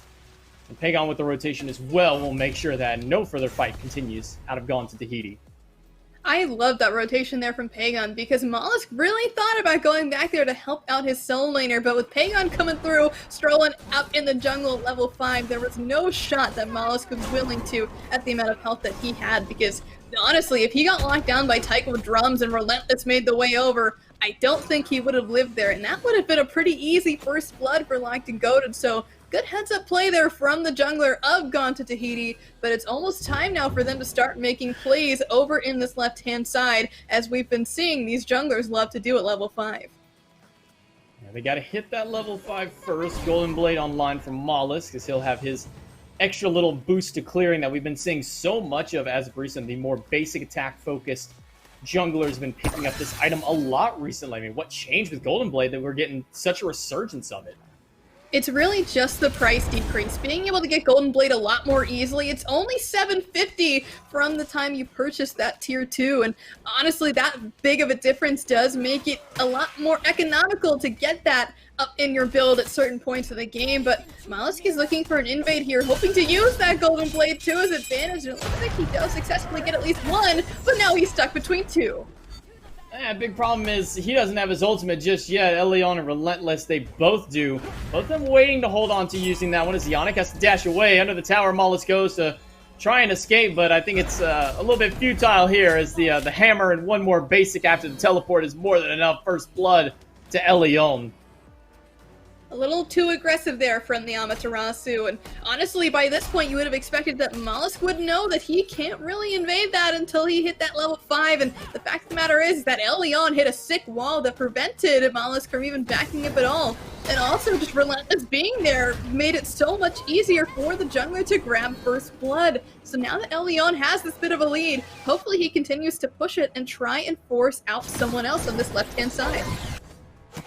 You know, with the Bakasura, you get in trouble like that, you can jump over a wall, and you might be able to buy a little bit of time for you, but as an Amaterasu, you don't have that luxury, and especially when you're not level 5 and you don't have your CC immunity, it's just kind of asking for death at that stage, but most importantly, the rotation from Relentless one able to set that up for Locked and Goated to get first blood in this game. Only 5 minutes in, they were able to pick it up this time around. Speaking of that rotation, though, Relentless spent a lot of time in the jungle, helping El Leon to chase down that kill, and now you can see that Mando is actually the one in the lead in the solo, and he's finally got a blue buff around his waist, not stolen away this time, so good looks at least for Mando now that he's able to get to a pretty solid point for him. He's got the cooldown boots, and so he's going to have a lot of screams to shout over at those waves. Everybody with their own buffs around their waist, the only ones without anything, the poor supports, nothing for them. They just get to sit and watch as all the beautiful colors of the buffs are around everyone else on their team's waist. Relentless one and Mando. And a little bit of a box over here, and Mando's kind of getting the better end of this one. Barrier formation's only going to save you for so long, and luckily for Relentless One, the windup that would have taken for that ultimate out of Mando Warrior would have been able to get himself out of there no problem. So Mando gets the better end of the trade and forces him back to base. Could have used the ultimate there, but like you said, windup is very, very long, so that jump would have easily gotten Relentless out of any danger there. So perhaps the eyes now will turn towards this mid lane as Ionic tries to find something, throws out the walls, but claps nothing. And Cope and Sops are more than happy to take up this wave, while Mollusk is looking to make a rotation right behind El Leon. El Leon spotted out by a ward placed by Mollusk there, so was looking for some kind of cheeky play, but unable to find it. Ionic also spotted out by 3. Pagon not going to hit the Raiju. They're going to get hit by that Strife Unruly Magic. That's going to force a Thunder Crash out of him to get right back to the tower. The old 1-2 out of Sops, level 9 now with this cooldown boots online and going towards his pen item. And we got tier 2, that Enchanted Spear so far, but already starting to swing. Mollusk over on this left-hand side is able to finally find something to invade while the rest of his team actually grabs his own jungle. It's an interesting strategy, being able to give up your own farm to find some somewhere else, and now he's going to be using this tactic over here to jump onto Ionic in the mid, but unfortunately the apple is off the mark. And not just that, because of the walls, he's not going to get tossed around by the watery grave, and Cope, who had to dive under the tower for it, has no escape left as Stewart rotates over with the rest of Locked and Goated, and they're able to pick up Cope. Unfortunate there for the support of Khan Tahiti. He was with his team. He jumped onto that tower and gave his life for the idea that his squad could grab a kill, but they have yet to get on the board quite yet. And Relentless has noticed there's no speed buff around Mollusk's waist, so he's going to be hanging up around here. But thankfully, Sops made his way over, because otherwise, Relentless could have easily snagged that one away. Ionic walking away happily after that one. Able to see an assist to his name after much aggression from Tahiti. Sops has to leap over the wall to get away from the walls of Ionic, who playing this Terra a second time around and looking just as good as he did on it game number 1. This draft, while pretty much the exact same, I'm liking it a lot more for what they've taken away from Tahiti between these two games. They had their bans and they took them well, and so the ability to put Mollusk on something else, granted Mollusk has played this a ton before, it's pretty good, but it's even better to hold down Cope, who is forced into the watery grave. Dazzling offensive out of Mollusk going to El Leon, but El Leon's still alive into the back, unable to secure it out, and El Leon will turn around with the hammer to take down Mollusk. Cope on the run. He has the Raiju on top of him, but no further follow-up from the team, just getting another quick pick after another round of over-aggression under that tier 1 tower. These are the same kinds of risky plays we saw in game number 2, but the issue here is that they're not in the point of the game where they're ahead. They're behind, and they're trying to force it here. And of course, that's exactly what happened last game too, but at that point it was palpable that they could get it. When you're diving into the tower like that and Relentless has made its way over, there's not a whole lot you can do. You're just going to get pushed by that barrier formation over and over and over. And now look what this has led to. El Leon getting the pressure over here in the jungle, and Mollusk has got to show up before this blue goes down, but a little spin is all it takes to get Relentless the enemy's blue. El Leon body blocking to make sure that he doesn't lose that dash through up into the sky. He'll go because of the rotation from Gone to Tahiti. Everybody except for the Hunters making their way to this right-hand side of the map. And then we use his ult instead to go back to the back camps and drop those as Ionic throws the walls in front of Cope just to slow him down a bit. And barrier formation out of Relentless One, and again another aggressive play under the tier 1 tower. Relentless One has the CC meeting with the ult, has the shield as well, and once again Mollusk will pay for his transgressions, just playing too risky under the tower. Used his dash, used his ult, but the result is the same. Mollusk needs to stop doing this, man. If he's going to keep dying like this, it's soon enough he's not going to be worth a whole lot of gold. And by that same token, he's not going to be worth a whole lot to his team in terms of gold and by fighting. And now that he's fallen down yet again, it's opened up the door for Locked and Goated to pick up this Gold Fury and start a fight. Now, if I'm not mistaken, they had a hard time killing a jungler with no defense and only maybe a shell at best to his name to defend him. They thought they could take down a warrior who has an ultimate that grants her a massive shield and try and pull the same thing. Call me crazy on this one, but I think Mollusk might have a screw loose in his head for that one. No. That was just Mollusk little brother playing. Now he's back on the keyboard. He'll make better plays this time around, and hopefully he won't keep going after this Nike. And honestly, I thought that they were going to put pressure on this left-hand side, but we've seen nothing here. Both these guys have been going back and forth, last hitting these minions, and ultimate onto the speed buff. I guess he thought that Mollusk was going to be stealing it away. You can see there's a ward there for Gone to Tahiti to check it out, so that was at least the thought process there, and Chapo incredibly just has to leap over there too because he thought he could maybe save that buff, but it got stolen away by Mollusk. Speed buff's important. You ult for that thing if you have to. If you're a jungler, you know speed buff is life. Cope baby forces to the watery grave. Ultimate out of Ionic, and the Tycho drums not able to find a home just yet. Cope throws out one Kappa, but a singular Nene Kappa is not enough to save your life, and Pagon will get the credit for that kill, his first one of the game. 5-0. Reads the board for Locked and Goated, and might be looking for a 6-1. Mollusk into the dazzling offensive, and Elion just gets blown up by Mollusk and Sobs. Relentless one under the tower, silence. But he has the Thorns, no ultimate available to him. Mando will continue to chase, but with no further CC or damage to follow up from it, they will retreat with their one kill. That kill onto Elion, the first one on the board for Gone to Tahiti, brought Mollusk up to basically even, and that's exactly what we needed to see from him. Finally, a fight that wasn't as risky as diving under the tower, and it was based on the aggression that was coming straight at his face. He was with his squad through and through, and that time it actually worked out for them. Hopefully they'll take this lesson that, you know, they can fight as a squad and learn from it, bring it to some more of these engagements, and then they truly will be able to keep on fighting, especially if they're fighting from behind, because what really makes these fights work is the fact that you have more people present than the other team. I feel like Locked and Goated are just ignoring Sops' damage all throughout both of these games, really, because, you know, we had the one dive on him in the last game where they sent 5 people, and it's like, yeah, we got to kill Sops. Cool, Sops is dead, but I think they forgot how much damage Discordia really can do, and Sops has kind of been a silent carry with these unruly magic and stripe combos he's been throwing out time after time. When we go into the next game, win or lose, if I'm Locked and Goated, I'm looking to maybe get him off this comfort pick. I mean, this ability does so much damage. If you get locked in with the stripe, you're getting hit by all those extra projectiles.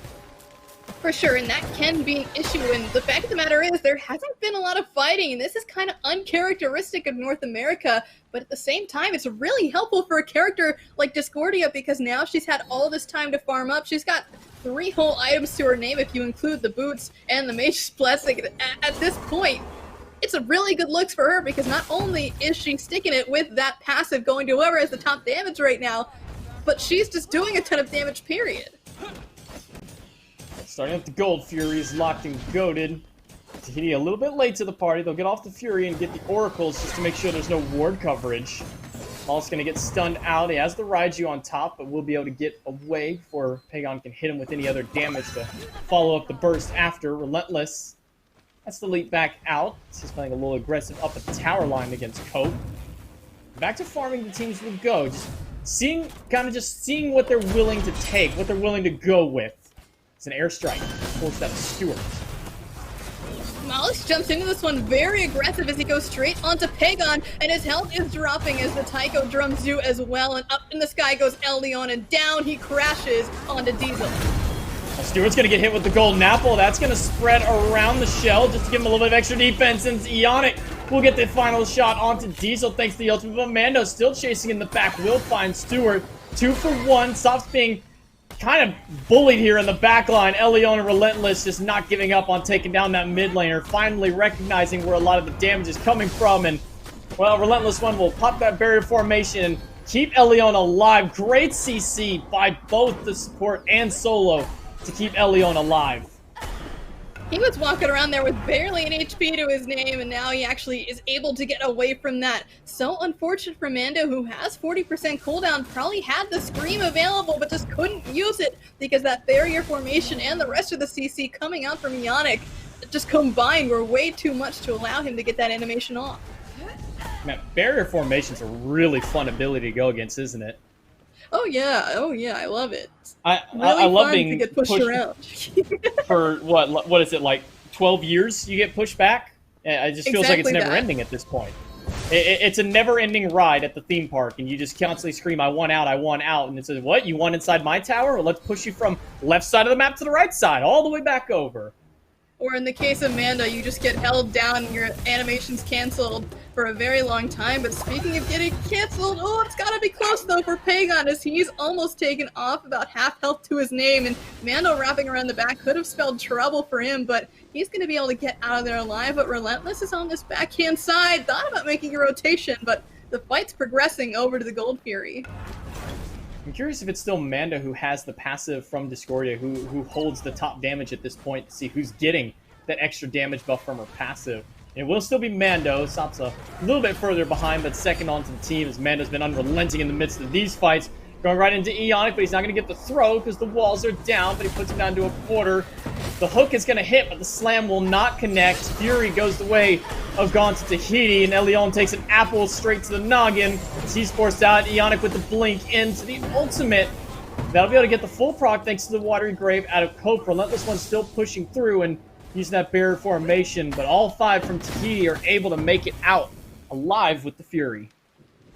They are probably going to lose his Pyromancer, though. Only one close enough to contest right now is Sops, but thanks to that TP from Mando, he's at least going to be in range, but he's used both those jumps. The blink over the wall is good, and they actually are going to leash it thanks to the pressure here from Mando. It cost him both his actives, but at least there's no way back in it at this point for Lacton Go to take yet another objective. I'm not sure how much longer Sops has. He gets hit by one. The wall's not enough damage, but Stewart will find it with the explosive bolt afterward. Cope's going to shove one back and try and create a barrier for his team, trying to form something to save their life. The Thorns Hill go and it will expire. Whirlwind of Rage and Steel out of Mando right into the Kappa. Stewart goes right back to the clutches of Mando while Diesel picks up Relentless, but Stewart is still alive somehow through all of it. They weren't able to finish him. Elion gets one, and up into the sky he'll go right down on top of Diesel, but he gets the leap right in time and sidesteps the hammers. Elion is successful of taking down the carry. That pillar from Eonic was probably the most big brain thing I've ever seen. He places down the pillar so that it gets on top of Stewart, and the Lotus Crown actually pops on Stewart, so he does take some damage, but that extra bit of protection actually does save the carry's life. And honestly, if there's not a support more supporty than Eonic, I don't know who it could be, because this man literally gave everything he had down to the Lotus Crown off his back to put that ability out there to make sure Stewart lived. I mean, you heard them say on the desk, Eonic is one of the last true supports still remaining in this game, especially at this level of play. A lot of these players were raised up in the time of now, the aggressive supports, the warriors, the run-at-you W key kind of guardians, and Eonic was kind of raised up back in the old era of, I'm here to support my team, make sure I have CC, stay in the back and hold, kind of hold their hand, make sure they live through, and you're really seeing it come to shine here on this Terra. It's exactly what you want to see from your support, so hopefully we continue to see Eonic shine during this, but Sops doesn't even really get to exist in that one as the whole squad turns up on him, and down he goes. He barely had a health bar there at all, and now with everyone grouped up in mid, this tower might be under contest. Well, Mollusk pushing in on Relentless along with Mando, putting him about half, but the tier 1 tower in mid is the target for Locked and Goaded, and they'll take that one with little repercussion. No one gone to Tahiti is able to really answer back. Eonic at half health, we want to be careful. Mollusk answers with a tier 1 of his own. And thanks to the speediness that is Amaterasu, he'll make his way out. Mando gets chunked down by Stewart. The sun's rain, and into the drums goes Pagon. He'll find Mando with one hit, dunking down onto Diesel as El Leon, and Pagon will finish him off. Double kill for the mid laner. 5 stand strong for Locked and Goaded, and that might be the call for Fire Giant, but with Mollusk in the wings, they do still have to be wary of this Amaterasu. Ultimate is available for him, so he can go in and be a bit of a disruption, and he will. Using it defensively, stuns too, but a quick dash out will mean that Locked and Goaded can make their way back onto fire. Mollusk still sticking in the area, but with such low mana, he's looking like he's willing to sacrifice his life for it, but Fire Giant takes down El Leon. Fire Giant's still available. Locked and Goaded get it, but they've already lost one, maybe a second. If Eonic isn't able to make it out, Sops looks like he wants to chase it, but he's got to be careful. Unfortunate there for El Leon, falls barely a second too quickly before that Fire Giant buff comes around his waist. He was looking to get out of there, but those firewalls, man, they tick for a lot of damage, and Sops just was not able to get there in time. But in total, that team fight was absolutely dominated by Locked and Goated. The positioning for Gauntlet Tahiti was so split up. It seemed like their comms were on totally different lengths because they just could not figure out what they wanted to do. Mollis was split pushing. Meanwhile, Mando and Sops were trying to peel for each other as Sops just fell down so quickly in that past fight.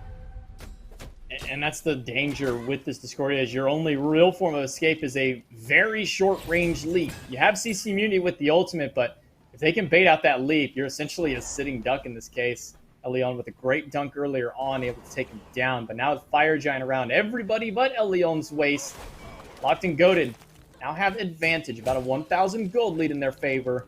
They've got plenty of towers to chew through for that extra gold.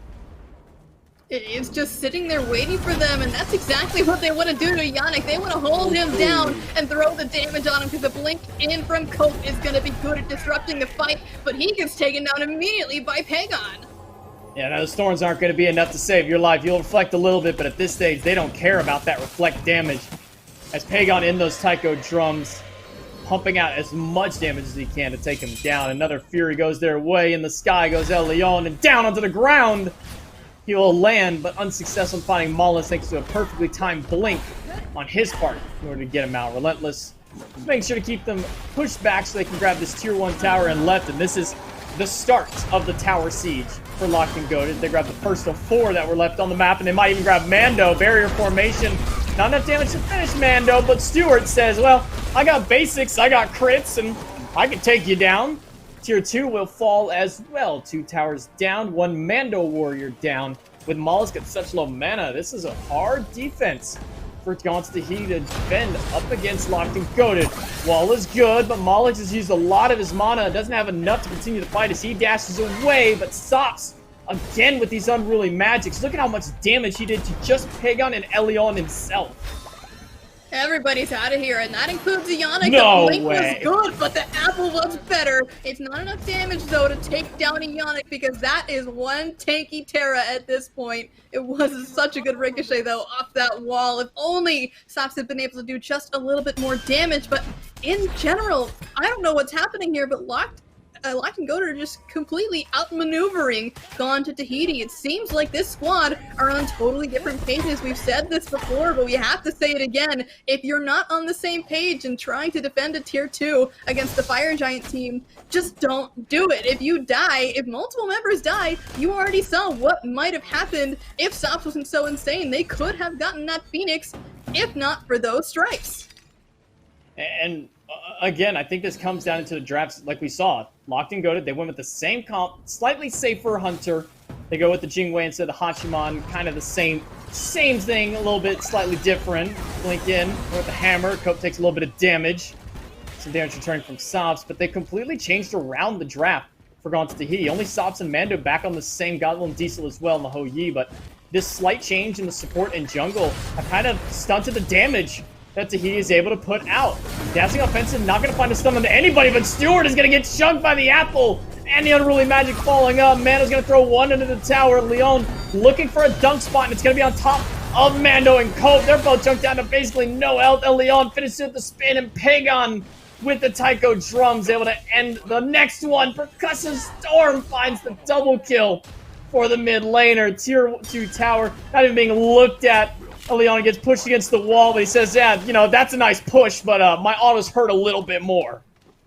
Pagon, absolutely insane team fight there from the mid laner of Locked and Goated. Throws out those Taiko drums and absolutely chunks through basically everyone there. And this is the last ditch effort for Mollis. He's got to try and find the pick there, but with the dash stop and another kill for Pagon, this could be it, J-Max. It's Locked and Goated striking back. It's 15 seconds till Mando's up, 17 till Sops with a minion wave in. Locked and Goated will secure game number 3 for themselves. Put themselves a 2-1 advantage. Relentless almost dropping down to that Titan. But a much cleaner play this time out of Locked and Goated. 20-4 the final kill count as they secure game number 3.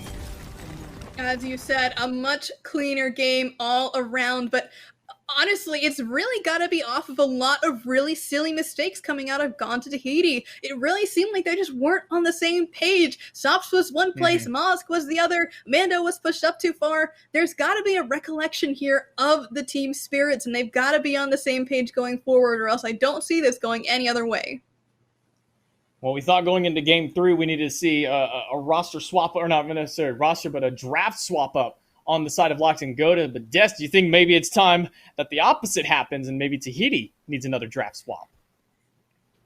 Yeah, I think of the two teams, maybe it's Tahiti here at this point. Game 1 was close enough, I think, for Locked and Goated that they realized a similar composition could work here in Game 2. Maybe back to the drawing board after a Game 3 loss, rather, for Gone to Tahiti, as Locked and Goated take the 2-1 lead here in the Grand Finals over in North America. Mifflin, this one's a lot more convincing. Still not without some struggles down the stretch for Locked and Goated, but the game plan was clear, very similar to what it was in game number 2.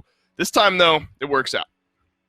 It looked a lot better. If we needed proof of concept that Locked and Goated knew what they were doing in Game 1 and it just didn't work out, Game 2 absolutely shows it. I mean, the composition worked out perfectly. El Leon was an absolute menace on the entirety of the map. Pagon reprises that fantastic Raijin that we saw earlier on in the weekend and pops off with an 8-0 going undying. I mean, you could say it looked like a struggle, but only 5 deaths to all those kills. It looked pretty clean to me from Locked and Goated.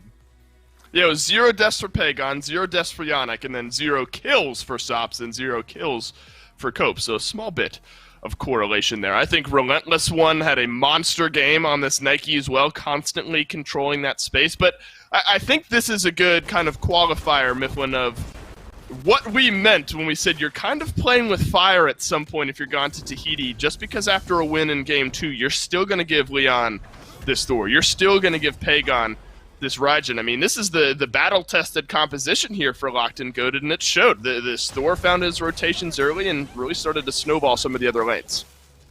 Yeah, what we saw there in this game is Locked and Goated decided to adjust their draft a little bit insofar as bans to address what was working for Gone to Tahiti. That's the highlight. Yeah, we just got to blow up our boy Leon. You know, one of those deaths wasn't even to the enemy team. He's just going to put that one on himself. But Gone to Tahiti didn't decide to adjust their draft at all for Locked and Goated. They just let them have the exact same thing again. I think that shows a degree of overconfidence, and I'm sure if they want to try it again, Locked and Goated will be just happy taking all those same picks. Yeah, it was this 3-man that we always talk about here for Locked and Goated, and for good reason. The early pressure somewhat towards this middle lane. Pagon ends this game undying, as we mentioned before. 8-0-7, I believe, is where he ended on this Raijin. So ultimately now, we had this conversation after Game 2, now it's after Game 3, Mifflin. Is this something where you have to reconsider where your priorities are if you're Gone to Tahiti? I'm not sure you can risk giving a third game over to this Thor and this Raijin. Yeah, I'm expecting some ban change-ups. I'm expecting that we don't see Jing Shen taking first pick. I mean, I don't care how well it's working out for you. I don't care how much you like this Jing Shen. Taking it that early in the draft, knowing that Locked and Goated most likely aren't going to ban it because it's not the reason you're winning the game, and they're not going to take it because you're the only person playing Jing Shen in this entire league. You're leaving too much on the table for Locked and Goated to take with their picks. That said, the bans might be enough to address it. Maybe they just go back to their own drawing board, pick a little bit more around what they need to do. Moz might go towards the Robin, something along those lines to get aggressive in the early game to match Leon's pace. But there's a lot that could be said. There's a lot that needs to be learned between these two teams. And it's not that it's, just the Thor for Leon. I mean, the picks continue here for this guy. We've talked about him a lot this weekend for good reason. One of the big reasons Locked and Goated are here in the finals. Let's see what picks and bans for game number 4 have in store for us. We figure Gone to Tahiti might need a mental change here as far as strategy goes, maybe from their perspective, but as well as what they're giving over to Locked and Goated. It'll be the first time we see these side swaps for Locked and Goated in that second pick slot, and that is maybe an area. Remember, the last 2 games we've seen them, of course, 1 game in hand, so we've only seen 2 pick and ban phases so far. Locked and Goated have gone Nike into Thor and Raijin immediately after. We will have to see something different here from Locked and Goated, whether or not they still prioritize that Nike well enough to maybe give the Thor or Raijin away. A lot of chess pieces to be moved for sure, being in that second pick slot. Morgan banned away from Locked and Goated. Yamoja immediately to follow as well. With at the risk of being redundant here, if all the bans will not remain the same, so that's good. A little bit of bailout there from Gone to Tahiti. Maybe a smart move to take the Rajan off the table. I think it really is, but it tells me that they're likely going to leave a lot of other picks available to Locked and Goated. I don't imagine that we will see this first phase Thor ban, and we know that Leon will take it again if he's given that opportunity. And that's not to say that Leon's God pool is limited. He can play just about anything that you need him to. Raven, Thor, Hunbots, Daji all come to mind as picks that he would consider comfortable, and a Willix if he needs to. But these bans from GTT are very smart. Take away that Nike. It's been so impactful for every single one of these games. This Raijin decimated you last match, don't let him have it again. That's a smart play. But with the bans coming out as they are, there's a lot of just straight up meta picks that are left available since there's so much respect being thrown around. Right. Remember, Locked and Goated have taken away this Ullr consistently as well, and the Ullr will be available. But the Heimdall, also in that conversation, might play a first fiddle to Ullr second if available, and that sure seems to be the case here. Gone to Tahiti, going to lock in the 93% ban rate God, 100% pick ban.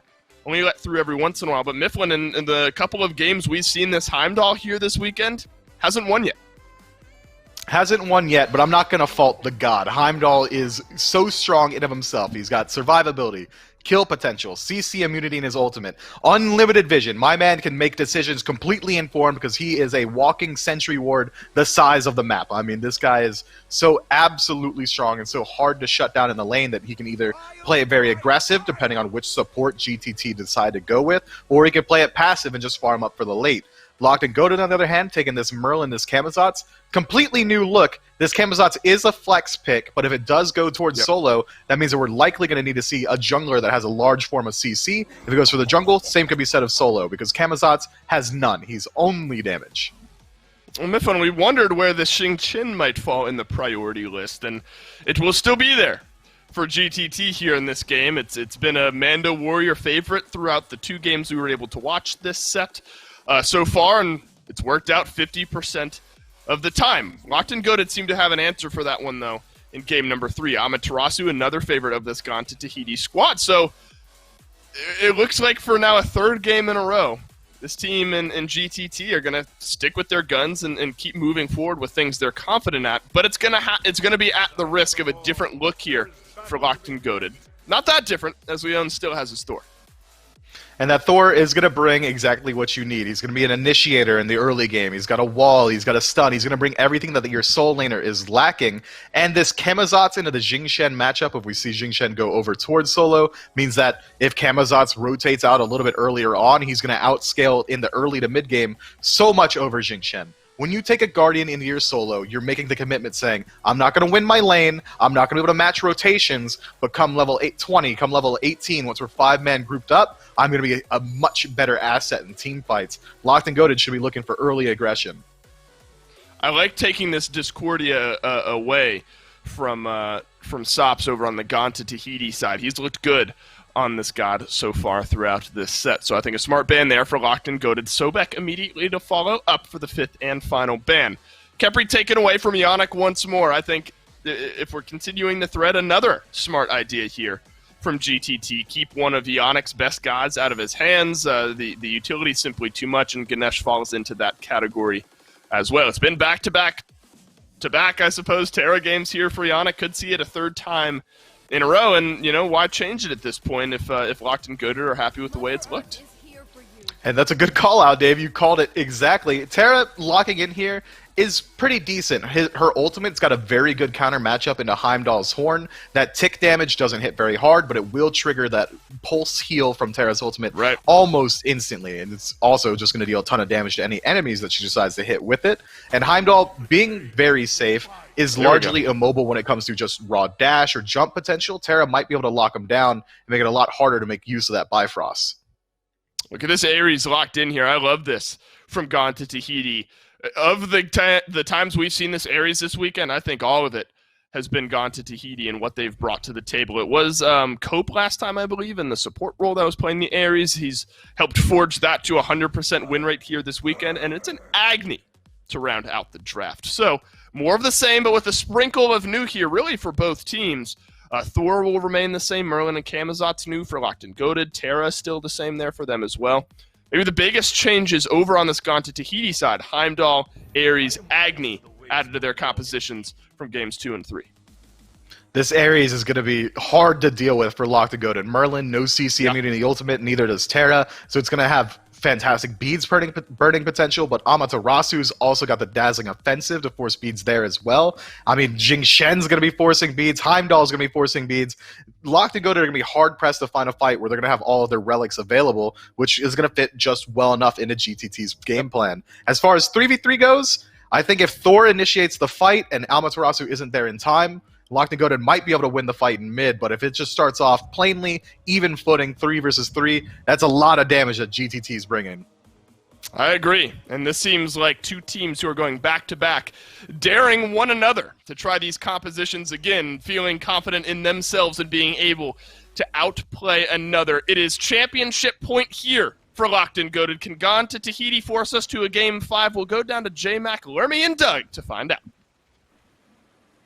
Thank you, Dave and Mifflin. I mean, Lermy, what more can I say? They gave Elion Thor 3 games in a row. I mean, he got a nice warm-up in game number 1. Game number 2 came out and performed out of his mind. Why do you give it to him again?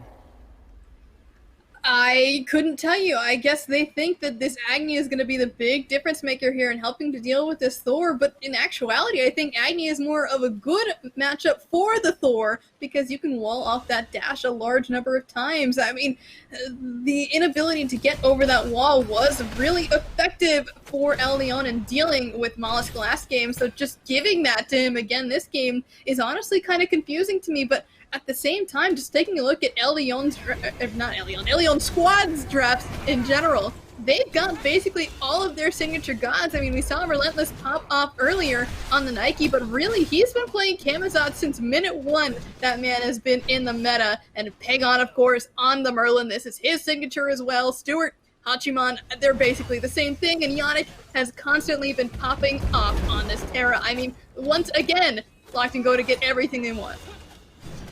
Yeah, I don't think there's a single god here that they're upset about getting.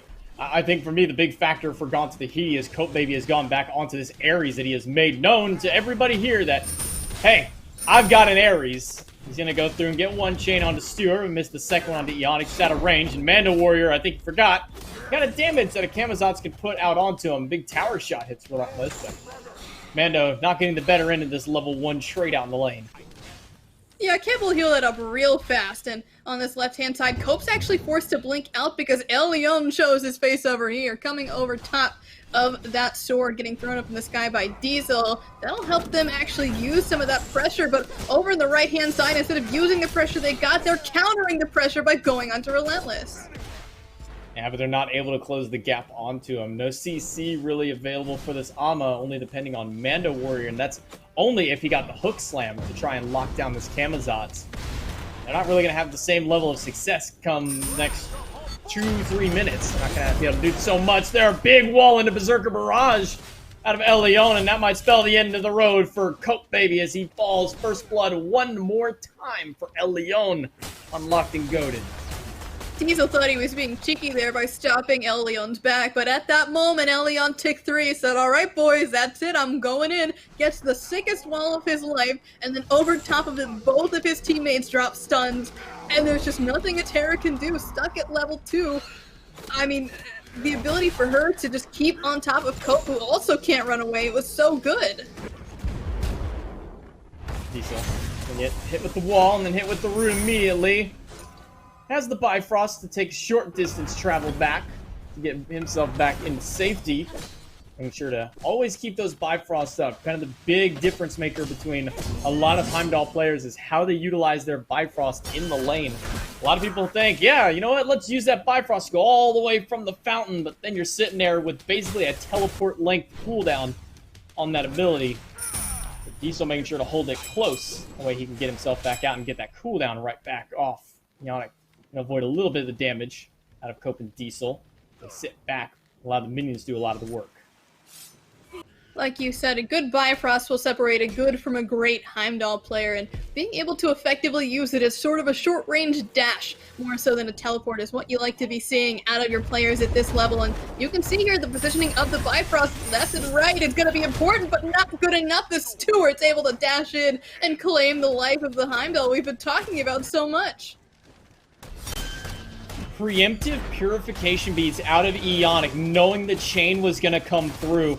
Extremely smart play by him to make sure he can guarantee that root off of the monolith and be able to get that kill onto Diesel. Love that play out of Ionic. So many players will be using those kind of actives reactionally, but this time he uses it beforehand preemptively to guarantee it, like you said, and having that guarantee is so important when you're working with your teammates, because not only should your teammates have to react to what's happening to them, but if you don't have that root and they aren't able to react to that in time, it's just not necessarily going to work out. So the fact of the matter is, he says, all right, I'm dropping my beads, I'm putting myself at risk, but we are going to get this kill, whether or not they like it. Stewart trying to take the 1v1. He has the advantage with ultimate versus Diesel. With no relic as well, he might be able to get some kind of push onto him, but Diesel will wisely back up and not allow Stewart to take that 1v1 boxing match for much longer. Sops now off the Discordia and onto an Agni and Elion up in the sky, but they're just going to go right down onto the blue and make sure to give that one away over to Relentless One. He'll get his minions in the lane and go right back and pick up his buff. A little bit of a difference on the Discordia and the Agni, the long-range bombs, compared to the Strife and the Unruly Magic we'd seen beforehand. A little bit different, CC, as Sops does have an area of effect stun, depending on where he puts down those noxious fumes, but honestly, you could basically call Stripe a stun if you're able to get two people stuck in there. They're just taunted towards each other, really, and Ionic's now making this rotation over, thinking he can maybe steal it away. Looks like he doesn't quite do enough damage to do that, but at the very least, he's got the timer in his head as to when that purple is coming back up, and maybe they could use that to plan for the future. Hope gets the second and third chain on top of Ionic, and that'll force the ultimate out. Mollusk not going to get that dazzling offensive stun, and looking for the pull back on Ionic. Will yank him back in, but where's the follow-up to finish him off? Cope will manage to get it, but Pagon able to trade out and take down Mollusk, a second chain. Maybe not quite getting to get the reset onto it. The flames are enough damage between both Sops and Cope to take down Elion, making it a 2-for-1. So unlucky that the Pagan wasn't able to get just a little bit closer, and the targets went back and forth there for Elion. He couldn't decide who he wanted to kill fast enough, and thus Sops gets out of there alive because his attention switched from Cope over to Sops just a second too late. If there was one more auto attack in there, I bet you that Agni would have been at base. Pagan a little bit low in mana here as he stares down Cope, and Mollusk waiting in the wings. Back on the Amaterasu. Didn't have quite the success on it last game compared to his Bakasura in game number 2. We'll see if he can pull it back out in this fourth game and be able to make a name for himself on it. Leon will go back and get his speed buff, as all junglers need their speed. It's very important for his jungler to have that speed buff for them. And it doesn't matter if it's only a minor boost in speed, extra one out. Speed buff, very important. Mando Warrior looked like he wanted to go for the blue, but not going to. He sees two people up there. He's been very aggressive on the Shang Chen, which you wouldn't really believe is possible up against the Camazods. They're kind of the opposite sides of the spectrum, right? A Guardian versus an Assassin, but both of them have pretty decent sustain, meaning that all in all, they kind of equal out and just really feed into each other's sustain. I mean, as long as Mando is hitting his shots on at least minions, he's going to be getting that passive HP 5 that's able to keep him in lane for so very long. And same deal for Relentless. As long as he's hitting the bats and getting the jumps off on some minions, he's healed up as well. So perhaps the idea then is to go up onto Sops here, and Elion combined with Pagan make a nice dink into Sops' health bar. That was one a little bit low. Mando will jump onto him, waiting for his cooldowns to see if he can get anything more. A little bit late on the hook slam out of Mando Warrior. Relentless One will get back under the tier 1 tower and head back, or at least wait until some more minions come up so he can sustain himself through. Leon waiting in the wings, going up into the sky, maybe looking to see if he can get anything, but realizing he's way too out of range for that, and instead will dunk down onto the back camps and steal this away from Mollusk. Throws down a ward there too to make sure he's able to find out when those are next up again, and Pagan now might be in a little bit of danger because Mollusk is coming up straight behind him. Oh, Ionic gonna use that Earth and Fury to get a little bit of sustained damage reduction for him. Cope going in with the ultimate, only gonna pull in Ionic as he gets yanked back. 2 chains and a basic from Diesel are enough to take down Ionic. The support will fall for the second time. Relentless One, he's down low in health, but he's sustaining it right back up, pushing Manda Warrior away. That honestly was one of the sickest walls I've seen from Leon this set. He threw it down and it stopped the Dazzling Offensive from chasing after him, but unfortunately Ionic got pulled back in by the ultimate from Cope, and just nothing you can do when you're stuck in one spot as a Terra and no beads available. You get chained and then you're just stuck. Sops and Cope will walk back into the mid and get a little bit of farm for themselves, level 10 and 8 respectively, and we'll steal away the minis from the side of Lock and Go. Not worth a ton, but every little bit of XP and gold counts. So you're able to strip that away and get it for yourself, and not allow your opposition to have them. Red buff will fall and go around the waist of Sops, give him that extra power spike that he needs. Divine Ruin, very early on this Agni. Honestly, I'm not surprised. There's a ton of sustain up in this Locked and Goated comp. Even beyond this Terra being able to give healing to all of her squad, this Camazotz is very much so based on sustain because his passive really works around that. As long as he's getting those marks on the minions, he will be able to keep that going. So being able to at least prepare for the inevitable future of this Camazotz rotating is really, really important for this Agni. Mollis making a rotation, looking for something. Might be just looking for a back camp steal. Take away Elion's backs. It's kind of been, you take my backs, I take yours. It's really been the name of it this game around, as neither player's really been looking at their own sides of the jungle. He's still looking for Stewart. With the Alpha Heartbeat down, no further fighting from the Hunters this time around. Yeah, I agree. I think an early Divine Ruin is necessary against this team, just for the sustain of not only the 2 gods alone, but any potential lifesteal that might come out of Stewart, too. He might be going into some lifesteal here since he's got those Devo gauntlets, but on the other side of things, it might not be the same for Pagon, as the lifesteal build has kind of come and gone, but Relentless One is the one getting pressured on here, thrown into the wall, and Mollusk is going to be able to throw the mirror at him, but he's just more than happy to go up in the sky, but check out where Cope is over by this speed buff.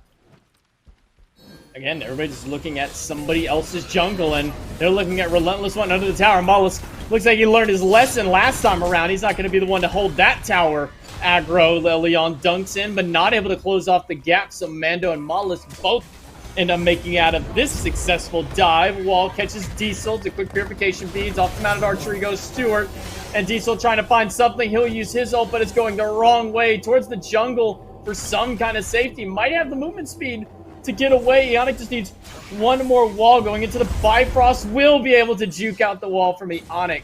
Ionic looks like he still wants to dive. Diesel caught in it. One more tick. Not enough damage. Diesel barely makes it out. That was so incredibly close. He must have barely had 10 health there, but unfortunately there for Ionic that he couldn't stick around and land a basic because one more tower shot might have taken his life, and unfortunately there for Diesel as well, there was nothing more for him to get in. Pagon could have been a little bit of a pickle there, but able to blink on out of that one before anything bad happened is a pretty good look for him, but honestly, this has been a slower game for these two teams. North America, 7 kills at 12 minutes. Is this really the case? Again, I mean, it feels a little uncharacteristic, but we saw this in the first game of the set, in game number 2, where it was kind of slow to start. It ended up going a lot longer than the average time. Usually, North American games are about 30 minutes or so. That one going around nearly 40 minutes. Last game, able to kind of bring that curve back down closer to our usual average, but again, both teams taking it slow because it's championship point here for Locked and Goated. They don't want to make any mistakes. They want to take this one as slow as they need to. Get this Merlin farm done. Get Elion with as many items as he can online and just wait for this late game. The issue is that Sops is the one who's getting all the farm here, and really all across the board, everyone's got a little bit of a lead here in this mid-jungle trio, and the ability here for them to have that extra bit of farm is going to be so incredibly helpful because they're all approaching that very critical point of level 12 when everyone gets that second relic online. So the sooner they get there, the easier it's going to be for them to win out in these fights around the Gold Fury, and now might actually be the time to start one thing Locked and Goated as they grab the oracles for themselves and group around their own red. Cope looks for a chain to try and steal it, or maybe hit one of them with it, but unsuccessful on either to steal those oracles away. Ward dropped right in front of Cope's face, so he knows that they know he's there, but do they know that their red buff is being stolen away as Mando Warriors made a full rotation to this left side of the map to make sure to steal that buff away and keep it off of Pagon. The Arcane Stance and immediate transformation blink in from Cope. Will only pull in Pagon, drops the chain on top, it only lands one. Meanwhile, Ionic picks up Sops in the left-hand side of the fight. Mollis is unable to find a way out as his dash gets blocked by El Leon, and one more basic will do the deed. Diesel has to run as 5 players from Locked and Goated stare him down. Gold Fury started up. Cope Baby looking to try and steal this one away, possibly. Mando Warrior waiting in the wings. He'll leap into the midst of it. Whirlwind of Rage and Steel only going to get Stewart. And Diesel finds El Leon team up alongside his support, making a double. As dropping in from Niflheim, Ionic will fall to the grave, and what looked like Locked and Goated's Gold Fury might just go to Tahiti.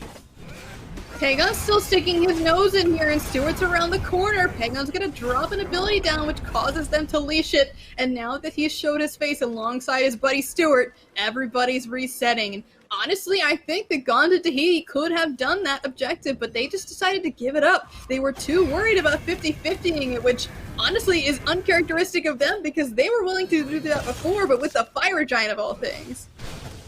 Not wanting to rival the objective on a Gold Fury, but willing to do it with a Fire Giant. That definitely doesn't seem like Gone to Tahiti's kind of level of aggression that they've had throughout this entire set. I mean, game number 1, we saw them go for, 4 Fire Giants, 3 of which was in the face of Locked and Goated, and not even worrying about it. Sure, they lost out on one of them, only having 1 player live through, but I mean, when they're willing to face against 5 for a Fire Giant, but not 2 of them for a gold, a little uncharacteristic.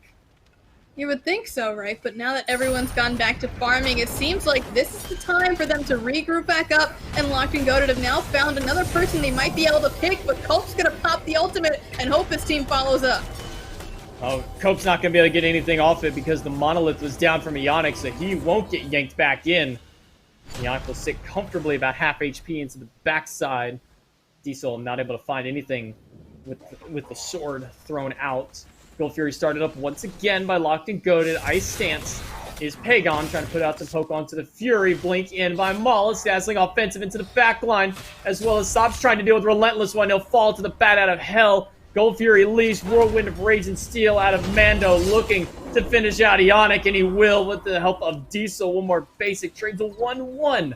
A Relentless One is the one waiting in the back line, seeing if he can get a pick off onto anybody. Mando Warrior half, Relentless One thrown into the sky by the hook slam, taking a lot of poke. But with not many ultimates left to follow up, Relentless One will make it out for the time. Cope's on his way back, but Relentless actually is blinking in here. He gets CC quite a bit and is forced to use the beats here, but Mando's able to stop him before he can get over the wall, but that's both of Mando's jumps, and he falls down to El Leon, and maybe it's time to run away from the Gold Fury, much less do it at this point.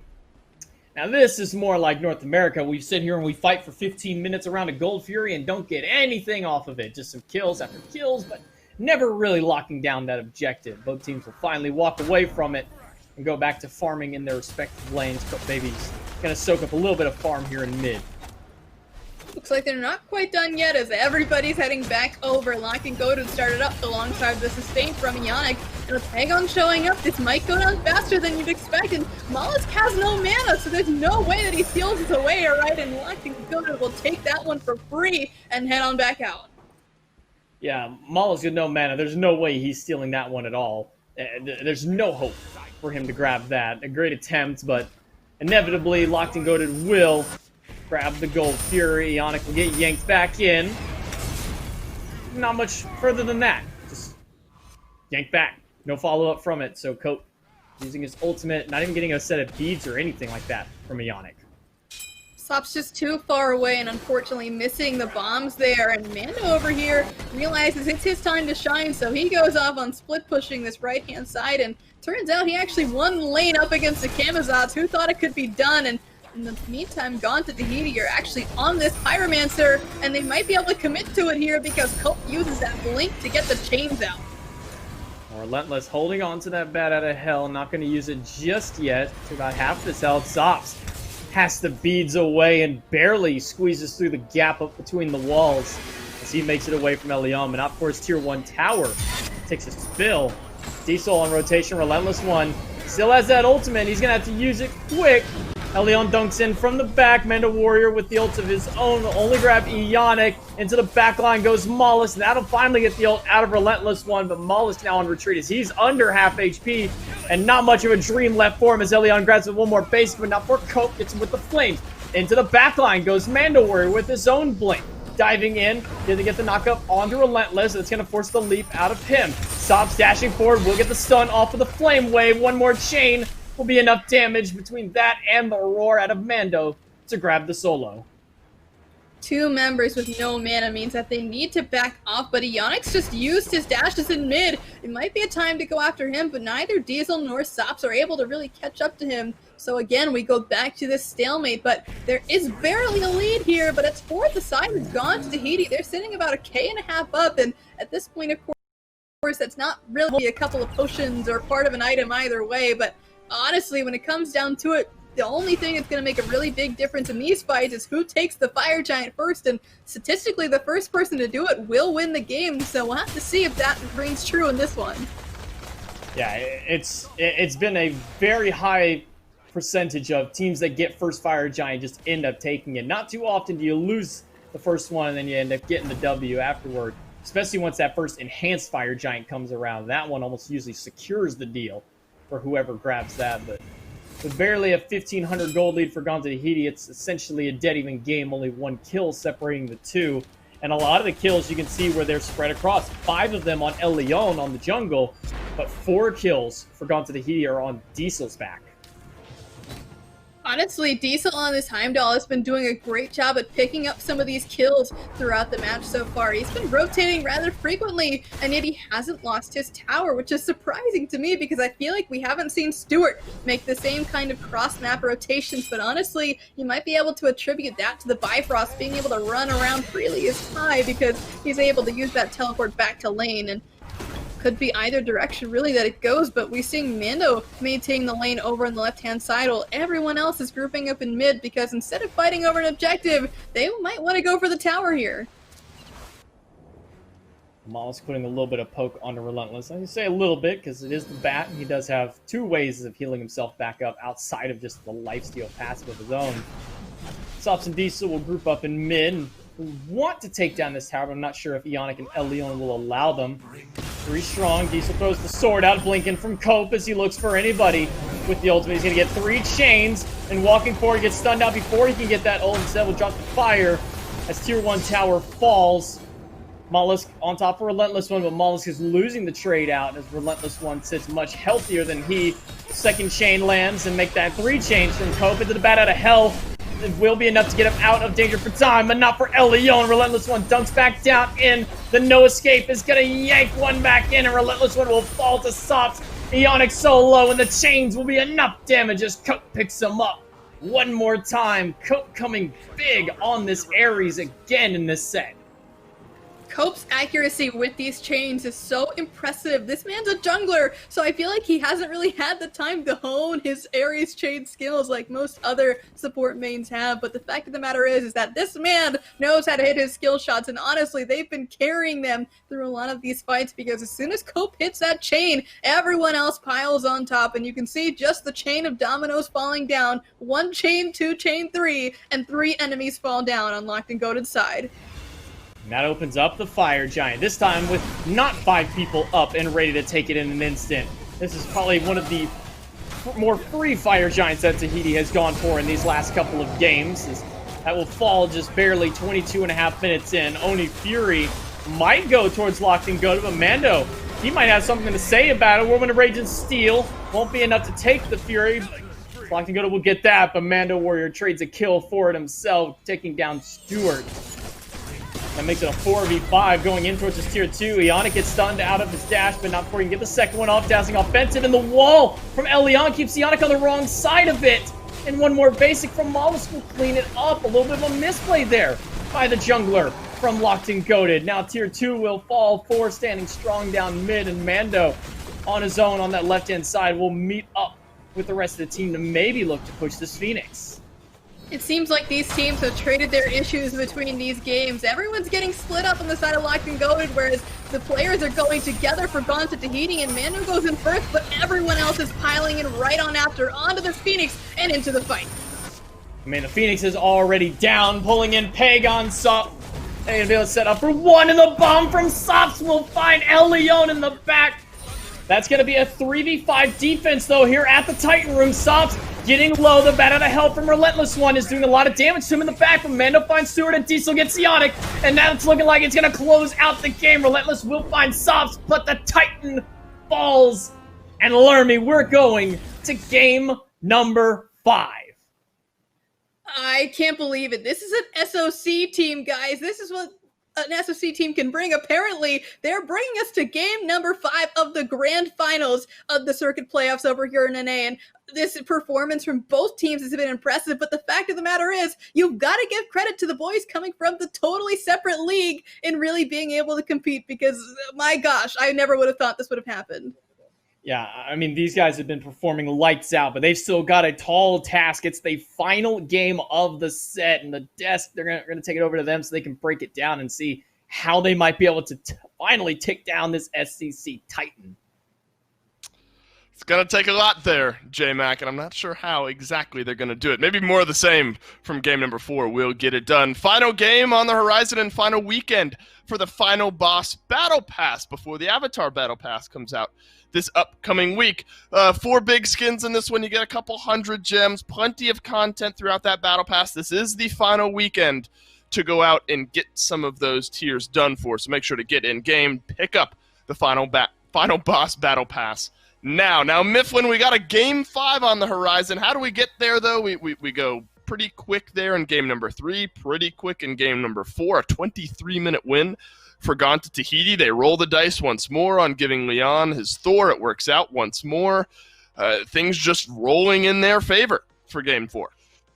I mean, a lot of it really comes down to, I think, this Diesel pick on this Heimdall, right? I mean, that was so absolutely impactful because he was able to survive the onslaught of pressure that Ionic put out, that Leon put out inside of that duo lane. He was under constant aggression. We got dove under his tier 2 tower at 11 minutes by Ionic alone and makes it out because Bifrost is a strong tool. He's able to turn around fights on objectives with that ultimate. I mean, there's so much that can come down to it.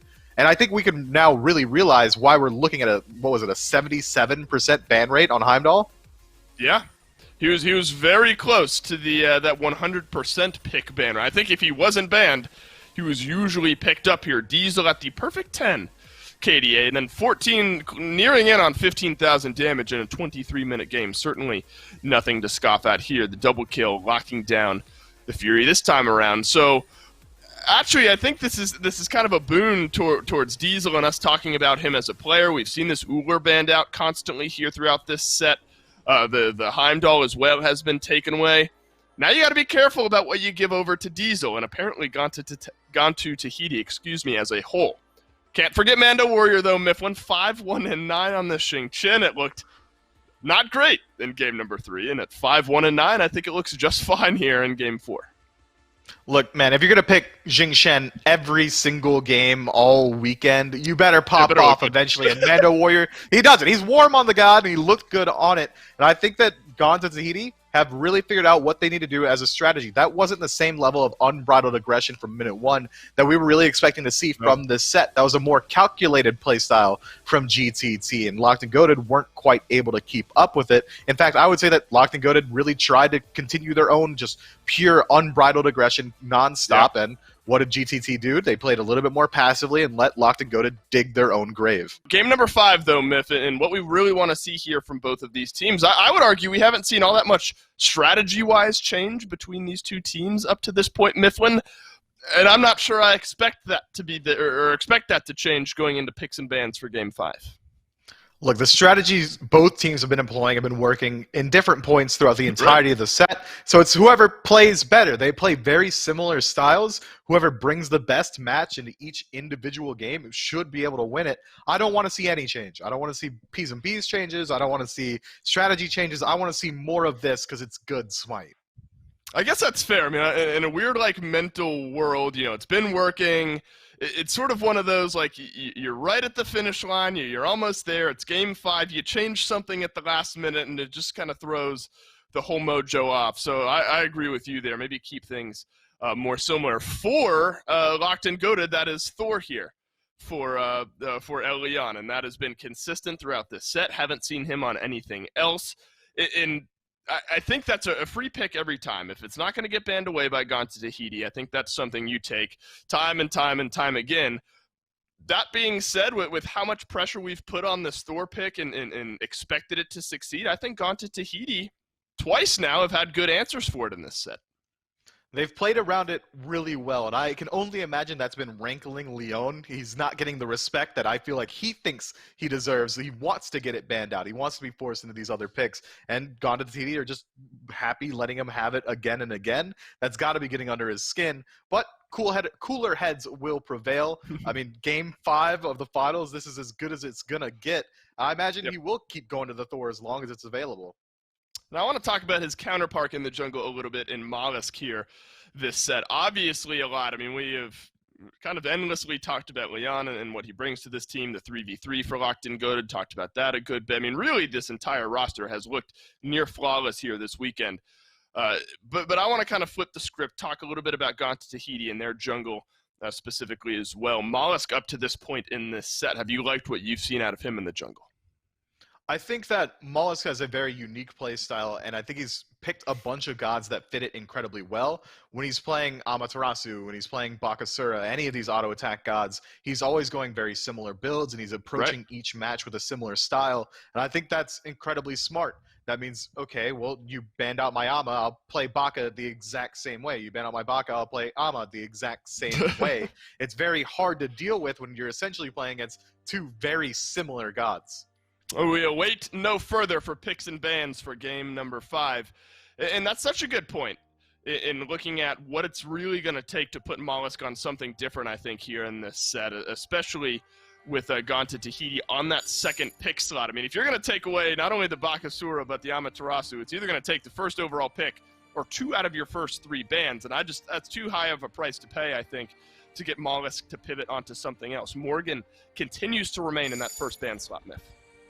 It makes sense to me. That god is versatility incarnate. It's every god in the game, and then also a very strong out-of-stealth stun, burst damage potential, objective confirm potential. I mean, if you need CC, turn into someone who has CC. That's why we're not seeing Morgan that often, and her base stance is also incredibly strong. I like the adjustment. Lock and go ahead, get rid of the Bakasura, make sure we're not going to deal with Mollusk at his absolute peak. I'm excited to see whether or not GTT decide to ban out the Thor or continue targeting out this Raijin. Right. Yeah, you got 2 options here to take away. Excuse me, Myth, for Locked and Goated here with what could be their third and final ban. I mean, if you're going to take one or the other away, you might need to be prepped to then take one or the other with your first overall pick. Uller right back at the feet of Diesel, another big popular ban here for Locked and Goated throughout this set.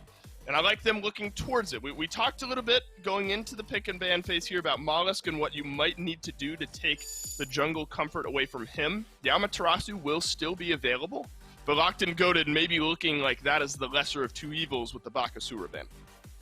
I like the ban so far as well. The Uller ban, just so you don't get Diesel on something he's been playing all weekend, which also forces GTT to ban that Heimdall. Had they left Heimdall available, normally you would see Diesel likely go towards the Uller, and it's not a bad matchup there, but when both are off the table, both teams are going to look elsewhere towards their hunters. I think Hu Yi is going to be a very contested pick. Nike getting taken first overall makes perfect sense to me. It's Amaterasu first overall here for GTT. And now a bit of an opening. And I mean, we've kind of talked ad nauseum. We figured we were kind of done with the similarities after game 3 here in this set. Myth, it might just be another pick ban phase where you and I are finding more interesting ways to say that they've drafted the same things that they have done in the previous games. And up to this point, that is the case. It's a Nike, Amaterasu, and Ching Chin. So maybe, all right, there you go. Finally, a little bit of difference here. It is Ionic finally on the Ganesh, so that is a difference here. And GTT have banned out the Heimdall. Yamoja is banned out, but the Ganesh finally open for a different look out of the support role for We Locked shall and Goated. see who is the strongest. And they, instead of going for the Thor, elect to pick up the Raijin as well. I imagine Locked and Goated would have prioritized Thor much higher, especially considering the consistency Leon's been bringing on that pick. Now this leaves him open to a bunch of other comfort picks that he has. I love this Ganesha pickup. We've already seen that GTT respects it greatly because every single game this set, they've banned it in the second wave. Now, Ionic gets to play something he's truly comfortable on, and it's going to open up a lot of opportunities for Locked and Goated. Sure, you can get fantastic gank lockdown potential if the jungler decides to go towards duo. Ganesh is one of the best gods you want there to help you out with it. If you get a pick, use the Dharmic Pillars, you're going to be shredding Gold Fury, both health and defense. It's going to be very good come objective time. I'm excited to see where Leon decides to go, and GTT seems to be trying to figure it out themselves with this Robin ban. Yeah, it's a Robin ban, still potential for a Thor ban. I think Ganesh is a great facilitator, a lot of what Locked and Goated have been looking to do so far in this set, so I agree with them finally being able to move towards that one for Ionic. A Merlin ban for Locked and Goated, and it's the Hunbats instead of the Thor. I was going to say, still potential for GTT to somehow pick the Thor away, but we're getting all muddled into weird strategy there. I think pretty firmly Amaterasu in the jungle here for them. So likely that the Thor will be available for Leon if he chooses to look there. Discordia and Merlin, so it'll have to be a different change of pace, I suppose, for Sops here out of the middle lane. The Discordia has looked good for him up to this point here in this set. Has anything jumped to your mind that you'd like to see? For the jungle unlocked and goated, I want to see him go to Thor. I mean, the disrespect from GTT here is absolutely insane. Leon has been slamming Thor every set. Every single team he's played against, every single game that he can, he's been slamming this Thor and performing well on it, and he hasn't seen a ban of it just yet. Tells me that GTT thinks that they have a strategy for it, and he's not going to give it to him. He's going to lock the Awilix. That's a fantastic matchup into Jingshan and Jingwei both. You can get the knockup from Nike to facilitate some of those Gravity Surge ultimates as well. And this is the fastest god in the game. This is the fastest one that's going to be able to get off the ground and get attacking. Awilix at level 5, her Feather Step is an execute in my mind. And if anyone's looking to play fast and loose, it's El Leon. Some self-imposed changes for Locked and Goated as well as some ban-forced changes from the enemy team, and Ares will be some of the same from what we've seen from GTT up to this point. It is Game 5 time here, Mifflin, and it's the question of the hour between these two drafts. Is there one you'd enjoy more than the other moving into the 5th and final game? I liked Locked and Goated's draft, but I think GTT with this last pick, Ares, might have shut down a lot of the pressure that would have come out of this. Awilish, Hachiman, and Ganesh, Raijin, all of them are going to be struggling against this Ares. You got to shut down that Ares early. 4 teams enter. Only one team can leave the champion of North America, and we will crown that champion right here, right now in Game 5. Thank you, Dave and Mifflin. Going into game number 5, Lermy. All the way through is Elion on his Thor. Nobody wanted to take it away from him, so he said, I'm going to take it away. But Hope goes right back on this Ares, and I don't know if you saw it on there, but 100% win rate this weekend on this god. I don't think it's any surprise that Cope went right back to it. I agree with you there. Cope has been phenomenal on this Ares so far, and going straight back to it is exactly what he wants to do, but Sops is in danger here, having to use that dash, gets out auto-traded for the first blood, immediately going straight over to Pagon. Not quite the trade-out that you want to make there this early on. Losing out in the early mid scuffle. Pagon, once again, Locked and Go to get first blood, but that hasn't really been the deterrent factor for him. Quick beads out of Yonic. Make sure he gets back to the Satan Tower, but he's barely getting back safely to that tower as he and Stewart take quite a bit of poke from Cope. That's the beads out of both of them, actually, so no more Relic to keep them safe up against these chains, and that just goes to show you how accurate and dangerously so Cope has been with each and every one of these chains that he's fired out. For support to be making that much of an impact at this point in the game, I mean, it doesn't really happen with many other characters than Ares himself, and hopefully this spells some good news, because Diesel is on a character that doesn't have a lot of early pressure, in the Jing Wei. So if Cope can carry him to the point where Diesel says, okay, I've got my crit online, I've got my attack speed, now it's my turn to carry you, old man, and the chains are then reversed, and now you can see that, again, accuracy is key. I mean, Cope has been insane with these chain hits, and a blink from Elion as he tries to find Mando. A leap over and a barrier formation to push him back, but it's not going to be enough to keep Mando Warrior down. Blink expended from Elion with nothing gained from it. Mando Warrior lives throughout the fight. Mando's gonna be more than happy to stay back on the Xing Chen. He knows exactly what to be doing. He's been playing this, I believe, every single game so far this set, and he just refuses to play anything else, but maybe that just goes to show you how strong this Xing Chen can be at pulling away beads, at chasing down enemies. It's been doing a ton of work for the squad, and maybe it can continue to bring them to a championship if they're able to survive this early game, and that's kind of been the name of the game here for GTT. If they make it past the point where they can get Golden Blade online for Mollusk and get Jing Wei into the fight, this could be such a good look for them, and they might even come out the champion. I like what Ionic has done here. He's given up, somewhat given up on Stewart here. He's going to make his rotation back to allow him to get some kind of farm, but he didn't stick right back to this lane immediately. He kind of waited around to see where he was needed elsewhere, and Stewart was kind of giving the call of, man, I need some farm. Please show a little bit of presence here, and finally will do so and allow him to get some of those minions he's been missing out on throughout. So Ionic back in the lane, beads down for 20 seconds on both of them.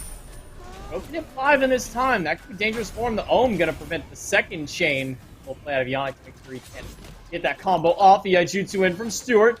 Knock up onto Cope, but it's not enough damage. The Heavenly Banner is good Cope, but Cope will make it back on a tower and turn a Fate. Not enough damage either. A Leon on rotation, but nothing to be gained from it.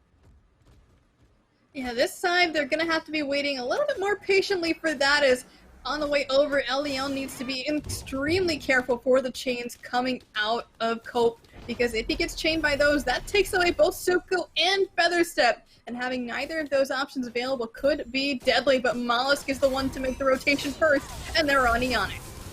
Ionic might be the one to fall here. He's got his beads, so he'll get out. Stewart has to use his beads, but a little bit late into it. Ohm isn't going to save you from the basic attack out of Diesel, and Stewart will fall after the rotation from Mollusk comes up successful. Both beads expended. Mollusk is over here still, as he's going to stay with Cope and invade away this buff. And this Golden Blade, man, it's doing work. And over here in the solo, so is Mando Warrior throwing Relentless towards the tower. And it's surprising to see that the Xing Chen would have the lead over the Nike. You would think it'd be the other way around, considering how dominant this Warrior can be. But all the same, Relentless is still in this one. It's not over for him yet, especially once he starts to get that passive online and starts to bring out the ginormous health shield from his ultimate. I'm just surprised that Relentless one was able to get Nike again after his performance in earlier sets and even in the earlier games of today. I'm really shocked that Tahiti just gave this god back over to him. Ultimate coming out though from Cope is going to pull in Stewart, and that's going to be the end for the Hachiman. Just a simple press ultimate, he comes back in, my ADC is with me, he's dead. There's nothing to it really. No beads and no ultimate available at the time. It's a free kill onto Stewart at that point. So great heads-up play by Cope, recognizing they still had the timer to do so. Another kill on the board for Gaunt's Tahiti, that one apiece for the duo lane. They continue to try and keep Stewart down. Ionic still not at that level 5 just yet. Ionic is going to be one of the big factors, in my opinion, going into the late game against the Dairy. This is the big difference maker, though, is that Ionic has been doing a lot of work, but he's been doing work over El Leon at this point, who hasn't shown up yet to anywhere, really. He's put a little bit of pressure over on the right-hand side, but Mollusk is the one who had the first gank, and now you can see him putting more pressure onto this right-hand side, or so he thought. There's no blue buff to steal away there, so he's going to head on back to base, and maybe now El Leon will head over to this left-hand side and try to make something work. Beats are coming up pretty soon for his teammates, so that means it's time to go in on the Ares. Cope's going to get one chain off to stop the Feather Stab, but he's unfortunately stuck inside the cage and nowhere to run for him. Airstrike used by Diesel, but no further kills will happen in the fight. Lock and go to get a quick pick on the board. Mollusk moves up all by himself, really up against 4, forced into the dazzling offensive, and he's gonna try and turn it around here, but Pagon says no, jumping into his own ultimate to help try and at least secure that purple. Looks like it went the other way instead, and unfortunate rotation there. Sops is gonna be able to get all that farm for free in mid, and Pagon got nothing. Sops isn't really one you want to give that farm to. We saw how deadly his Agni was last game, and going back onto, and it's just another farm up, wait until 2025, and then those bombs just start chunking 400 or 500 damage a pop, and you really just don't have much of an answer for it. Relentless one, We and haven't Mando seen Agni in what feels like a hot minute here. The only other person that I can really think of that's played it consistently might be either Big Man Tings or Venenu. Those two are kind of on top of that character, and really it just makes sure that everyone else is sort of unfamiliar with the damage potential coming out from this character, and you tend to forget that throwing 3 bombs on people when they get pulled in through the Ares ultimate, now that's gonna hurt. Yeah, that's just the pain train waiting to happen. You pull them in, and it's just goodbye for any squishy that gets yanked in. Tanks might live a little bit, and speaking of some, Cope's got to pull an Elion, and yeah, there's no chance of him getting out of that one with a blink first item. No way of getting out of Cope's damage. The Thunder Crash on top, and Stewart with a couple of basics in the banner will be enough to turn the fight around. Pagon picking up one of his own, making it a 2-for-1 trade for Locked and Goated. It's a good look for them there. We were talking about there how El Leon didn't get beads, and honestly, I'm more surprised by that than you'd think. Of course, Awilix is pretty early game centric. As soon as she's able to get that gravity surge online, she's hoping to find a pick with it, so her level 5 is pretty sick. But the issue therein lies is that up against this Ares, we already talked about how this matchup can be very deadly for her, so I'm surprised that we aren't even seeing him kind of counter that at all. He's playing a huge risk factor with it. He did take a spill in that last little fight just because there's no way for him to get out of it. But, I mean, only dying 1 time so far, only 1 engagement against it. He's still sitting even with Mollusk on this Amaterasu, so can't fault him too much for it as he's keeping his farm up. Cope there pulling over the minions, eliminates the surprise coming out from that gank. Nice shot there by Mollusk to try and take away that red, but that's going straight on over to Pagon, and honestly, the more impressive thing here is this comparison between the 2 mid laners. Sops actually took a spill, but he still remains even with the 2-0-1 Raijin that Pagon is piloting at this point. And now that Sops is the one making the rotation to help secure that blue for Mando, it's unfortunate there for the Warrior on this side of the matchup that she's not going to be able to find some sort of advantage, because that's what you're really hoping for when you pick a Warrior up against a Guardian. Cope stuck in the cage. The Ohm is doing decent damage of holding him in, but even more damage comes out of Pagon with the Taiko drums, and Cope will once again fall down, 3rd one of the game, but he's still remaining even with Ionic for the time being as far as levels go. And if there's one thing that can be noted about Sops is that he does know how to farm very well. No matter what god he's playing, he's really shown it exceptionally well on this Agni in these last 2 games. He definitely has, and honestly, it's been really what they needed here, because if their mid laner wasn't keeping up to snuff, this 3-0-1 Raijin would really be taking over, especially when they've kind of drafted their comp around allowing the Taiko drums to pull and push people into the Dharmic pillars. Something here, Pagon sitting on the back, Ionic waiting at the front of the tower. Stops the Cope will go to clear out the minion wave and worry too much beyond there, and now level 12, so Stop has that 2nd relic available to himself. I imagine it'll just be the Aegis Amulet as per standard for the mid laners, but we have been seeing a rise of Shell recently. We'll see what he opts. Will be the Aegis for the mid lane Agni. No shocker there. Aegis is definitely the better pick here, but Mollusk might get picked himself. He's going to use the Dazzling Offensive out, and meanwhile, Mando makes the rotation back in, so maybe the re-engage is good, but up in the Taiko drums goes Pagon, and this fight will continue with Cope pulling him in. He's going to yank in too, but he's going to get dropped himself by the rotation from Relentless One. Mando now no ultimate, trying to find something. Hook Slam's only going to hit 1.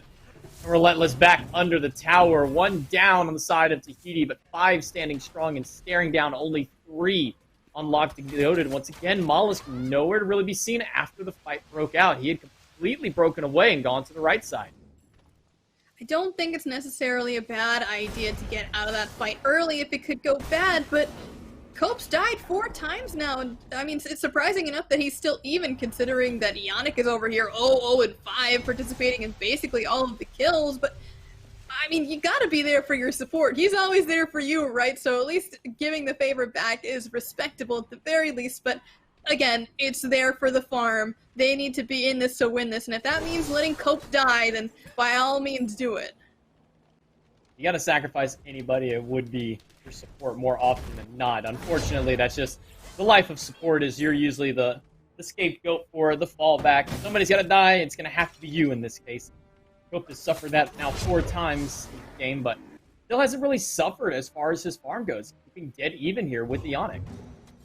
It's honestly surprising because he's only had 2 out of the 3 kills for gone to Tahiti rather, and on this side of things we're still seeing solo laners fight back and forth. No real advantage either way, but honestly that's not even going to break wide open until the engagement around the Gold Furies start becoming a little more common, and it could start happening relatively soon. We're about to hit the 13-minute mark, and there go the Dharmic Pillars for some reason, but onto Mollusk everyone goes, and out comes his ultimate. Force him away. Very interesting Dharmic Pillars. Trying to catch out Cope, but Cope just walked right through, and they turned their sights immediately over to Mollusk, Relentless, jumping in the mid lane as 5 from Tahiti stand and wait to see if Locked and Goaded make the first move.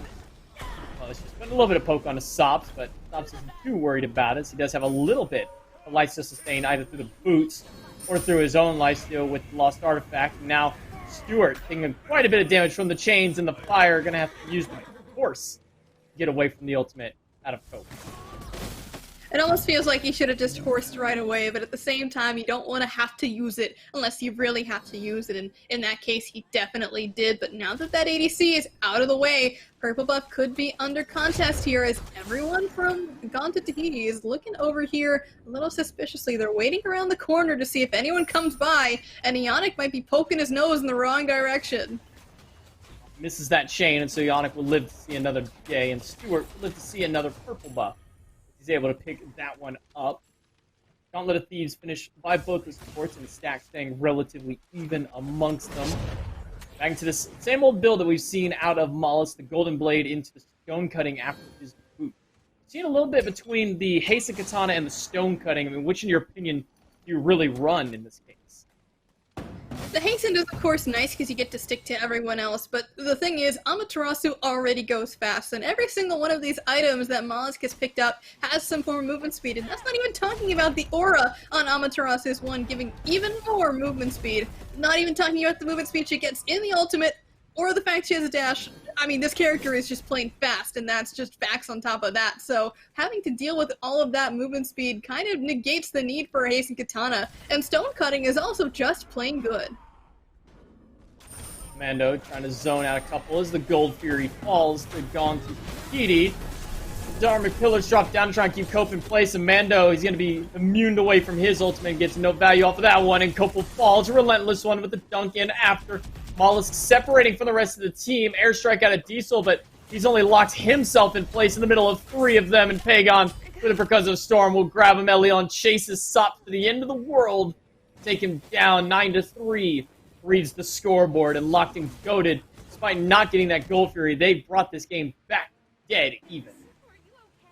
Like you said, basically even, but now might be the time to take yet another objective.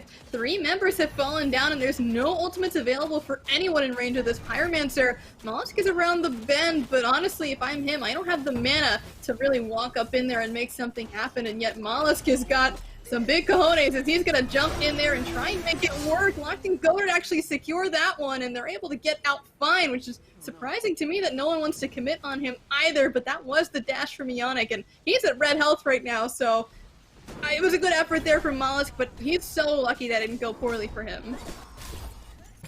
Well, Mollusk has enough left in him to help drop that blue buff and give it to Mando Warrior. And like I said, with the Gold Fury, it evened out the game, but the Pyromancer will push it just slightly towards the edge of Locked and Goaded as they pick themselves up about 750 gold from that objective. 4-0-3 on Pagon compared to the 0-2 Sops, but yet, once again, despite all the kill or death advantage that one-ups has, Sops has been remaining even all throughout this. Farmer Stops out there plowing the fields of minions down to be sure that he's out here with the same amount of XP as Pagon, who's gotten extremely fed, like you said. This is an uncharacteristically low amount of kills for a North American game, so the fact of the matter is that Pagon has basically half of them at this stage, and that's really good for this Raijin, but it's even better to have a character who has gotten none of the kills, but basically the same amount of farm. Relentless One shoving Mollusk against the wall for countless moments with that barrier shield, the barrier formation Nike. Such good disruption ability. Pillars in the back.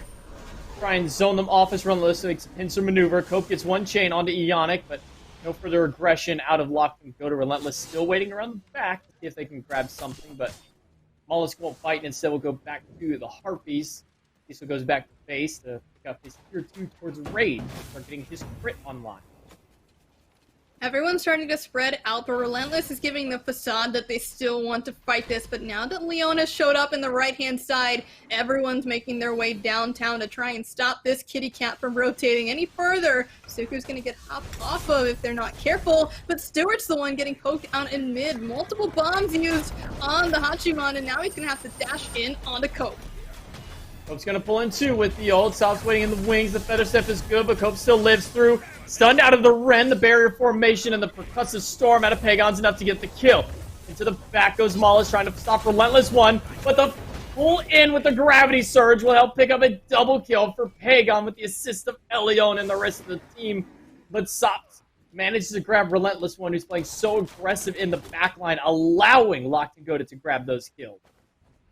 Relentless was 2-0-4 at that point, so the fact of the matter is they just took down a pretty good target, and now Ionic has almost cost himself his life by trying to put down the Dharma Pillars onto Sops, but everyone's gonna get out okay, but that doesn't mean Mollusk likes it. He might take this route around the mid-camps to try and chase down Pagon, but being 2 levels lower than this enemy Raijin might be a concerning engagement to take, but he's more than happy to walk up to a Hachiman the same level as him and try and take a fight there.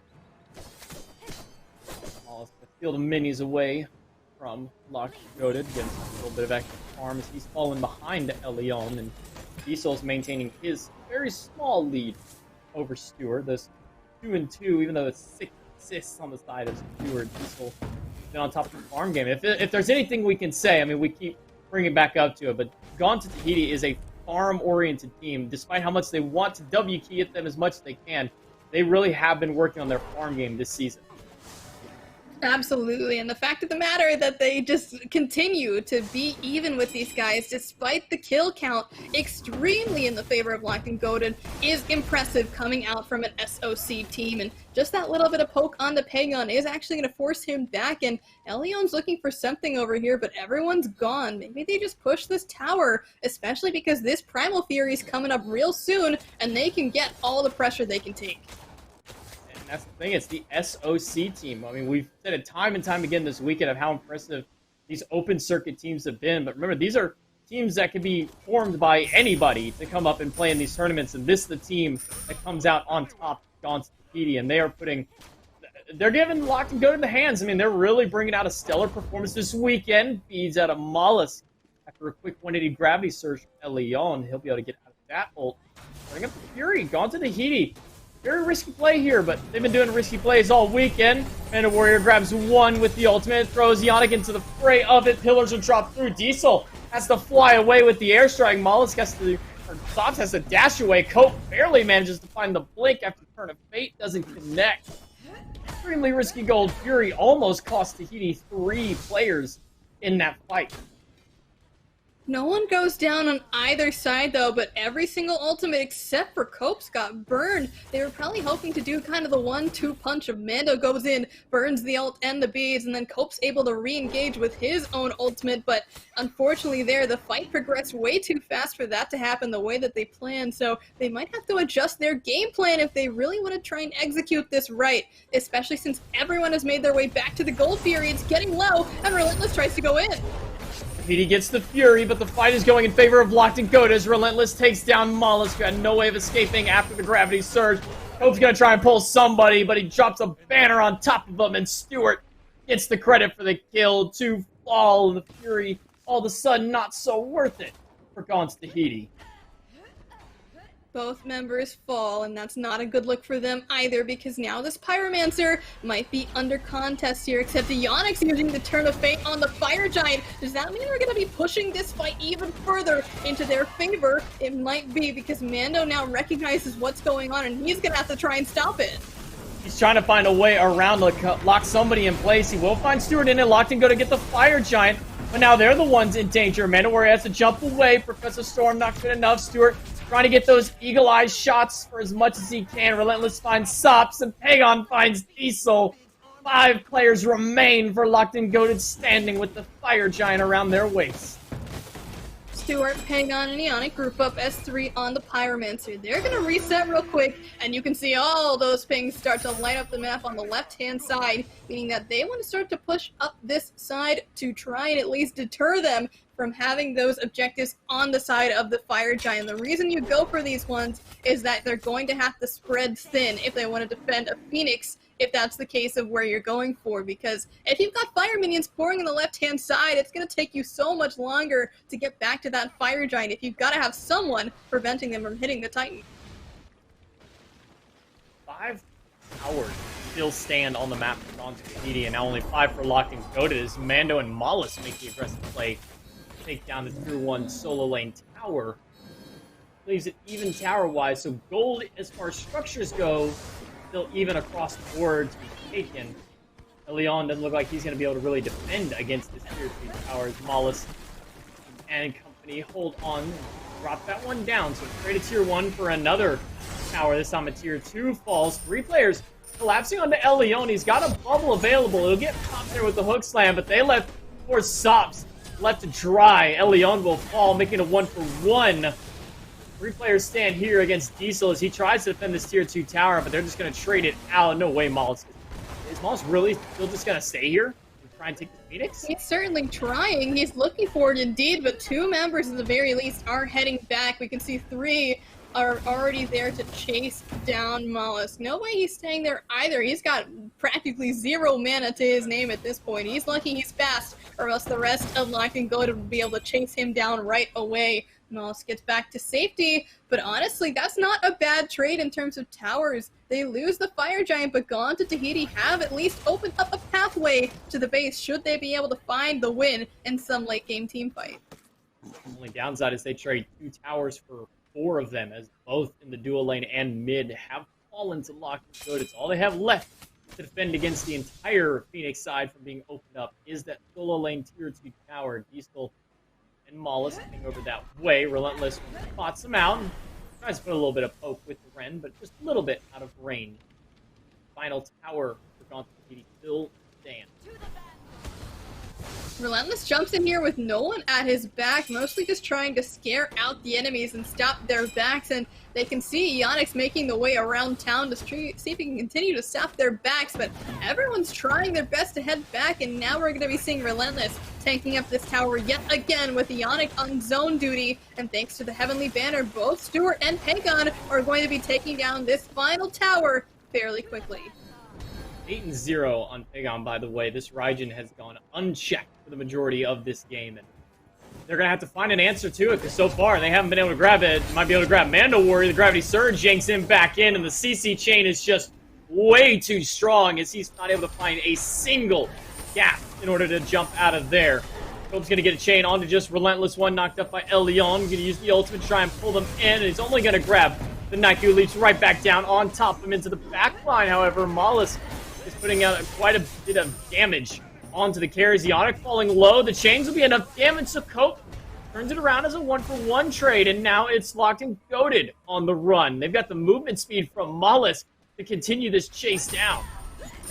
Blink in from Cope is going to connect onto Relentless, and that might just be it for him. The blink and the chain accuracy so good constantly from Cope, and that's exactly what they needed to at least keep their Phoenix alive, and they might even be able to push farther from this. Not to mention there's a Primal Fury spawning, so maybe a couple more of these towers will fall soon enough, but we see at least one member going for this Primal Fury, and the only one in range to stop it is Leon. He's going to be well and too late for it as Primal Fury falls to Dawn to Tahiti, getting a little bit of something for themselves. They're third Fury of the game. They're the only ones who've been able to grab this objective, the Fire Giant so far only fallen to Locked and Goated. That'll be up 22nd for them to go for once again. This game is still relatively even. Only about 4,500 separate these two teams. At this point, it's going to be up to them if they're able to take these next couple of fights and make it work. But honestly, I'm really looking at both these junglers here because those are going to be the ones to focus on in these fights. We really need them to start pulling their weight because it feels like they either come in too early or too late. Yeah, I mean, right now the big thing for me is they've got to find an answer to Pagon. He's gotten to play this. We haven't even mentioned Pagon's got to play Raijin every single game, if I'm not mistaken, this set. In this game, he's popping off. It took him a little while to get there, but if there's any game you want to pop off on, it's in game number 5. They've got to find an answer to this mid laner. Otherwise, he's just going to run right over them as this game goes later and later.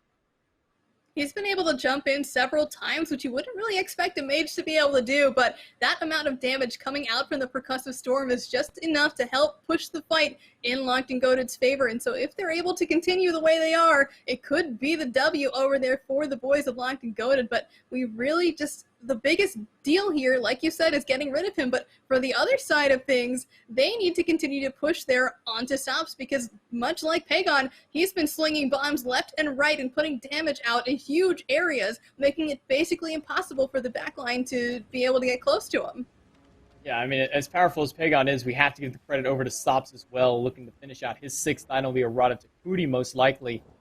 He's been, as you said, just slinging out not quite as much, but still relative damage onto them. And you got to pay respect to this Agni damage, especially once that 6th item is finished up. There's Bomb Stun dealing a little bit onto Eonic, but Relentless takes that as the call to jump right in with no CC available to the mid laner. Pillars drop down by Eonic. Relentless will blink ult into the backline. That gets the airstrike out of Diesel and the whirlwind of Rage and Steel out of Mando. Cope trying to pull in 2, but only going to grab Relentless one as Elion still had the bubble. That's where Sops grabs Eonic and Cope falls, so support for support, but Pagon will find Mollusk all the way alone in the backline. Relentless chasing down Diesel, but stopped by Mando. Blink from Elion, looking for something, looking to get that Rising Jaguar, but not going to find it, or onto Mando Warrior, but the barrier formation blocks the path, and Stewart will finish him off. 3 kills for Locked and Goated. Here, over to the Fire Giant now, and Relentless is plenty healthy to continue this fight here, and the objective is going to go down even faster, not only because they've got that Heavenly Banner, but it also is because there's a ton of crit coming out from Stewart here in this fully stacked Rage, and typically you'd think that Rage and Chims together are not so good because crit is kind of counterintuitive there for both of the passives of those items, but it's kind of working to both fronts here, and it's the same direction that you typically would see a Jingwei go when she's building into that pen build. It's always nice to have crits on top, but having that pen is a little bit more important, and having the health shred indeed is also really nice to have.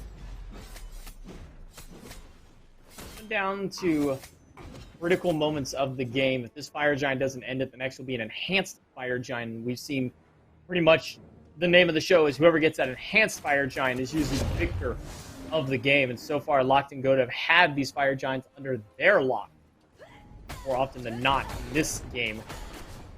So far, 20-8 on the scoreboard and 7,000 gold in their lead. Everybody fully built aside from the support. Eonic falling just a little bit behind his build out, but too far behind compared to the rest of the team. Up left-hand side, no towers left.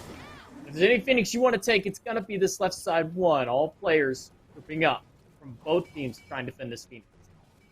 They're likely going to start up off the ultimate from Eonic, so as soon as you see that go down, it means everyone's dogpiling in this Phoenix, but the organization here from the side is pretty good. Now it's time to fight. Cope goes in, he's going to get 4 people to burn any kind of purification to get away from that old. Pillars drop in, Sops is low, Mollusk is low in the back, Diesel finds Eonic, however, turn it around to make it a 4v5, but so many from Tagon to Tahiti have had to go back to base because of the damage from the Pillars, from Pagon. Phoenix still stands, Relentless one barely still standing as he's able to make it out before the Phoenix claims his life. On to Tahiti hold after the engagement from Locked and Goated. That Phoenix is pretty low, though, so if they choose to re-engage on that as soon as Eonic spawns, they might be able to claim that pretty easily, but you can see the pings coming out on the map on the Oni Fury. So my thought process is that they're going to wait for that to come up gonna push with these Oni minions, and in the meantime, they'll be looking for a pick and or pushing up these waves in other lanes. One player down off the Fire Giant buff, but it's just Ionic. Not too worried about that one, as you still have your prime carries with the buff around their waist. Being Pagon, Stewart, and El Leon. Relentless have a little bit of extra sustain with it. But he's still just waiting for the next move. Oni Fury is the next to respawn. I imagine that's where Locked and Good want to try and get some pressure. Try and get themselves a little bit of pressure across the map. They really are going to need it to be able to take down one of these Phoenixes. This is kind of the most important point of the game. As soon as you break one Phoenix, it feels like the rest are pretty quick to fall. So this one on the left-hand side is really the way to go for them because, like we've talked about, it's already halfway down. But before they can break it down here, it will be healing. These Phoenixes have not yet been taken, and thus they will heal. Weakened Phoenixes come up as soon as they've been taken down, and those don't heal. But speaking of not healing, it's going to be the enemies that are taking a ton of damage here as Cope gets completely silenced out. Not able to get up into the ultimate. Sops has to dash away, and he's barely making it out. The Thorns from Relentless One are not quite enough damage to take him down. The Phoenix that was at half health will finally fall. Locked and Goaded, able to grab one kill plus the objective. But now looking towards the Phoenix in mid as the minion wave has arrived. Sops here is going to get the stun with the bomb on top. That puts Stewart almost at half health. The second bomb is going to put him under, but Mando doesn't find anybody with the Blink ultimate. That's a huge teamfight ultimate expended out of the solo laner. Stewart's still got the horse, and the only ults really available that will impact this fight are now Mollusk and Sops, and with Cope down for a little bit while longer, it looks like the call here is to back off and just go for this Oni Fury. They do probably have time to head back over to this Phoenix if they want, but honestly, they're just gonna wait and let these Oni minions march down each and every one of these lanes for them to push up again. They've got to be really careful because they don't have very much time left on this Fire Giant. In fact, there it goes right away, and now they probably are either going to push with these Oni minions or they're heading straight over to the Fire Giant. As our cameraman so graciously pointed out, Oni Fire Minion pushing down that left-hand side, and those need to be attended to because those will shred down anything in their path if they're left unchecked. This will give a massive window open to Locked and Goaded. Try and look for this Fire Giant. About 10 seconds till it comes back up. Enhanced Fire Giant, the first one of the game, will be set to spawn. Locked and Goaded want to be the ones to grab it. Honestly, it could be free here. We have to have two people over there on the left-hand side to push them up, but of course, thankfully, it is Diesel who does have the rapid reincarnation passive to at least deal with that, but check out what's happening to Mollusk as he gets found out on this left-hand side. It's going to be all up to El Leon if he can chase him down, but a good blink will get him out, and I think that's the call for everyone on Gone to Tahiti to give up the Fire Giant. They're going to focus on their base defense, and honestly, that's the right call. Mollusk goes their best chance to get in for that steal, and with him out of the picture now, they have no worries on grabbing this objective. Relentless One taking that one up for the squad while they grab it. Enhanced Fire Giant falls just under 34 minutes. A massive, massive Fire Giant around the release of Locked and Goaded. Gone to Tahiti are going to need one hell of a defense to stop this team. They are going to have quite a bit of time, though, as you see on the left-hand side. Diesel continued to push up that wave, and now the only Fire Minions left are basically at the tier 2 of Locked and Goaded's side. They have bought themselves some time, but it might not be enough. These Oni Minions are going in now, and that's the start of the fight. Hopes you're not going to grab anybody with that pull, as Stewart's able to use the horse to get out. Ultimate out of Mollusk, not going to grab anybody because the pillars were blocking his way. Ionic manages to squeak by. Everybody healthy on Locked and Goaded, just a little bit of health loss, but wow, a few players at half on Gone to Tahiti. They just wait for the next minion wave, or they could look to just push in as Relentless One taking up this tower alongside of Ionic. Bombs are good. Out of Sops, deal some damage to the carries. Another chain out of Cope is going to keep Relentless One locked down, but they've still got that Fire Giant buff healing them up. With another round of minions, they could look to push back into the Phoenix. Commander Warrior, no ultimate available. Only Sops and Diesel have theirs, but Sops is at a quarter health all the way in the back. Drops a big bomb down for some damage on the Relentless One. Pagon up into the Taiko drums, looking for somebody, but not going to be enough. Phoenix still stands, needs one more basic, and will finally fall. Sops unable to claim a kill with the bombs. The pillars back up. Diesel grabs Stewart off of the rotation from him, but Pagon turns around, grabs one. Relentless onto Mollusk, and Mando Warrior will fall to Pagon. Double kill for the mid laner. Chains out of cope. Elion can't push forward as the chains are doing too much. And Locked and Goated have to retreat after a successful Phoenix siege. Everybody's going back, and that left-hand side is under attack. The Fire Minions are finally pushing into this weakened Phoenix, and they might actually be able to go down. Thankfully, Sops has some pretty decent clear, so he's not alone over here with Cope to defend it. And it looks like they are going to be successful, but there's another wave of Fire Minions coming, and you can see the pigs are coming out. That's the last wave of Fire Minions over by that left-hand side Tier 1 tower where it used to be. That will be spawning, at least for this Phoenix's lifespan. So assuming that it doesn't go back down, they're in a pretty good spot. They've made their defense, and Fire Giant is up for another minute and a half-ish. But other than that, they've only got that one more wave to deal with, along with the other side. Problem is, Relentless is the one pushing up this wave. They're going to need to send somebody over there to defend it, whether it's just Sops or just Cope. Locked and Goated know that this is going to be their easiest chance to go in and grab that Phoenix. Only at about 25% health after the regen, after its reincarnation. Everybody but Elion over to this left-hand side. Stewart a little bit further behind as he had just respawned, is making his way back from the bait. Leon's looking to push up mid lane. Wait for Stewart. If they're not waiting for Stewart here, they aren't going to have as much damage onto that Phoenix as they really need. So they have to be patient. They can't really play this wave. They need to wait for the next one. And Pagon is forced into the Taiko drums because he can't get pulled in by one, but he's going to get pulled in by another. Cope's going to try, but it beads out of Pagon. Will make sure that he lives through it. Stewart getting very low, but Relentless finds Sops into the back, and that's the huge brunt of their burst damage on these Phoenix defenses. They're able to get one, but Stewart's so low, he's not going to be able to continue the fight without sustaining up first. He'll go to the jungle, look to do a little bit of damage to the camps to get that lifesteal going for himself. By Phoenix, once again, the call. Mando's going to get ohmed out by Eonic. He's not able to jump into the back line. Mamala's cast his ultimate, dazzling offensive, only going to hit Relentless in the back, and he might take a spill. The Phoenix shot will be enough, and Cope with the final shot for the kill off of the chain. The Raiju is slowing down the two damage dealers in the back. It's going to be a hard chase for him. Mando not able to find one. Dashing in his Maulus, but it right into his death as Pagon hits godlike in the game. Elion finds Mando. Cope on full retreat. Flick from Elion. Not able to get the knockup. Feeds out of Eonic just to continue forward with it. Cope, he's going to get one, but that's going to spell his own death. That's the 14th kill on the board for Eonic. Only Diesel left to defend against the onslaught of Locked and Goated, but Sops has respawned, and now I'm not sure if they're going to be able to close this out.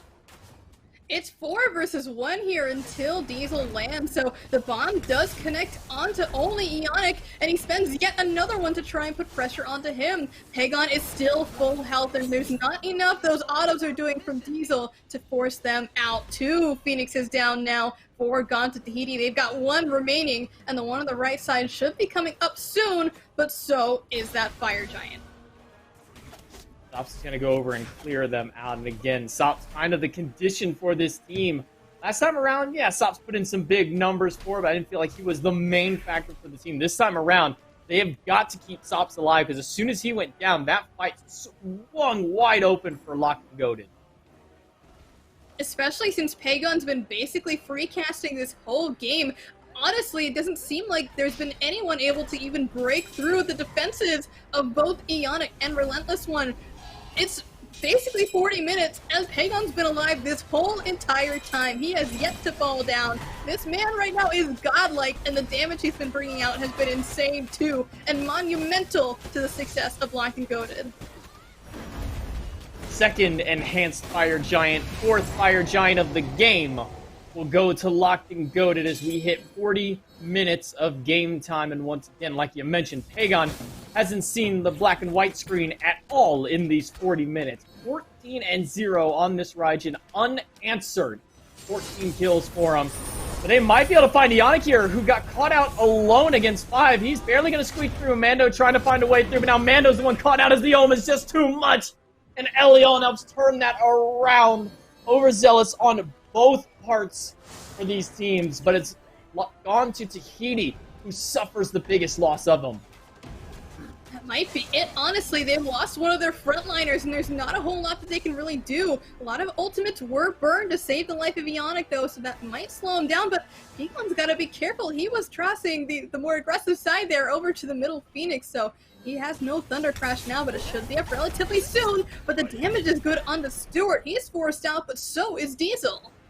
And this is what I was saying. Sops has to be kept alive for Tahiti in order to succeed in these defenses. And you see the reason why. Rada Tahuti coming in massive. Tons of power.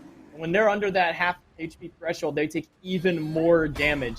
Sops is, in my opinion, he is the win condition for Gone to Tahiti in these fights.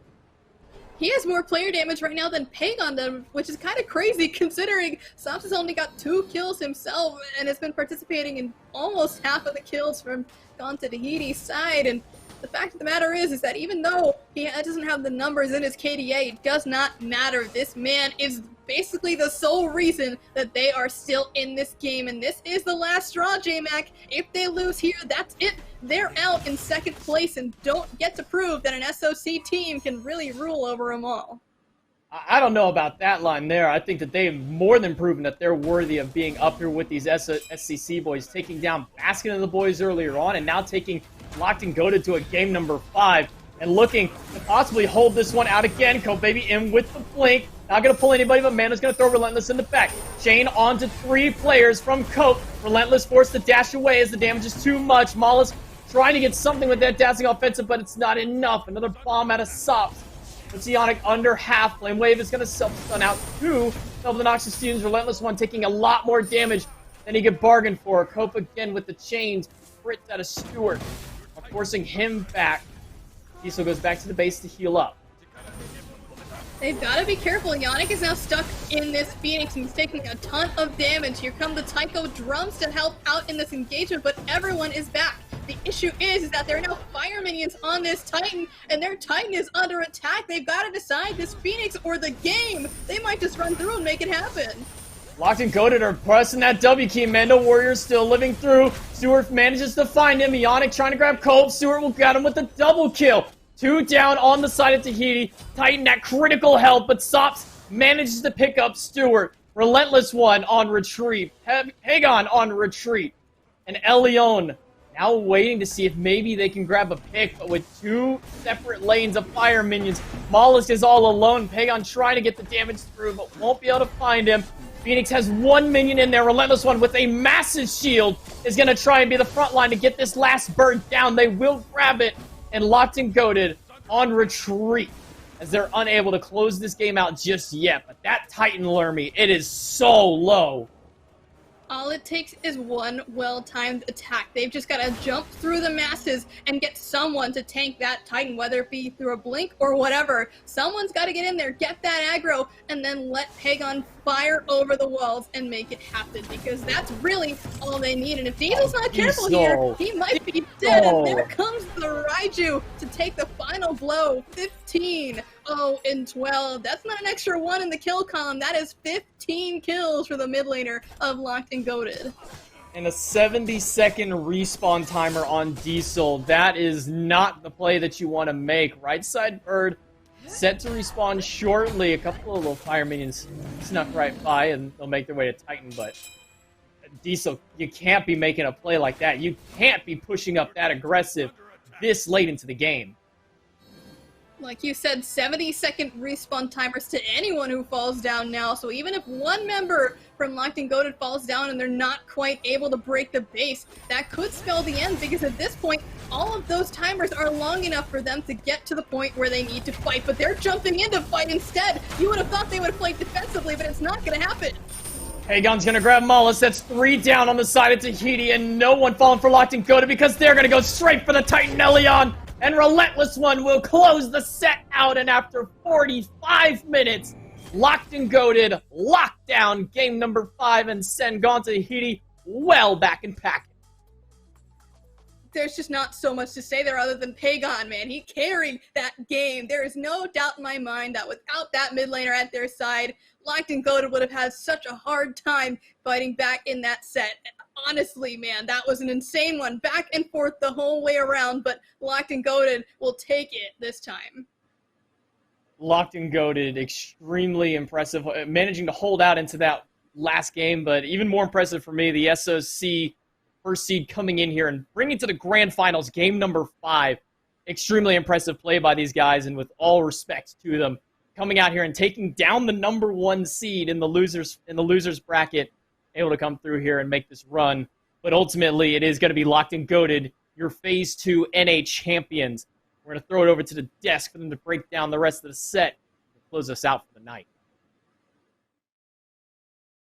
We sure will, J-Mac. Great job on the call, you and Lermy both. And at the end of it all, it is Locked and Goated who stand atop of North America. I think we need to immediately get these props out of the way. Gone to Tahiti, the SOC team surprising everyone, making their way through not only this weekend, but Baskin and the boys on their way to the finals. So major props to Gone to Tahiti. Excited to see what they're able to do here in the future. But Mifflin, let's talk about the champions here in Phase 2 over in North America. Locked and Goated, not without, some speed bumps along the way, but that one game in hand certainly proving useful here, only having to win a couple in this best-of-5 set.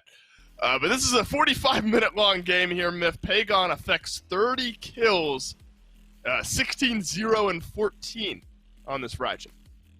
Yeah, I just want to issue a public apology, not only to Locked and Goated, but also to the chat, because I was sleeping on this Raijin, right? I was worried about Leon's pick. I was worried about maybe where Ionic's going, but I should have kept my eyes honed in on the true goal, which is putting Pagon on Raijin. This dude ran an absolute clinic, and I'm going to, I'm sorry. Look, I didn't put enough respect on you. It'll never happen again. 16, 0, and 14. I mean, he soloed down Diesel with just 2 abilities in the last second for even daring to step up to him. I mean, it's the Pagon show through and through. It takes a lot for Mifflin to swallow his words like that. So that is a double down on how well Pagon played throughout this set here today.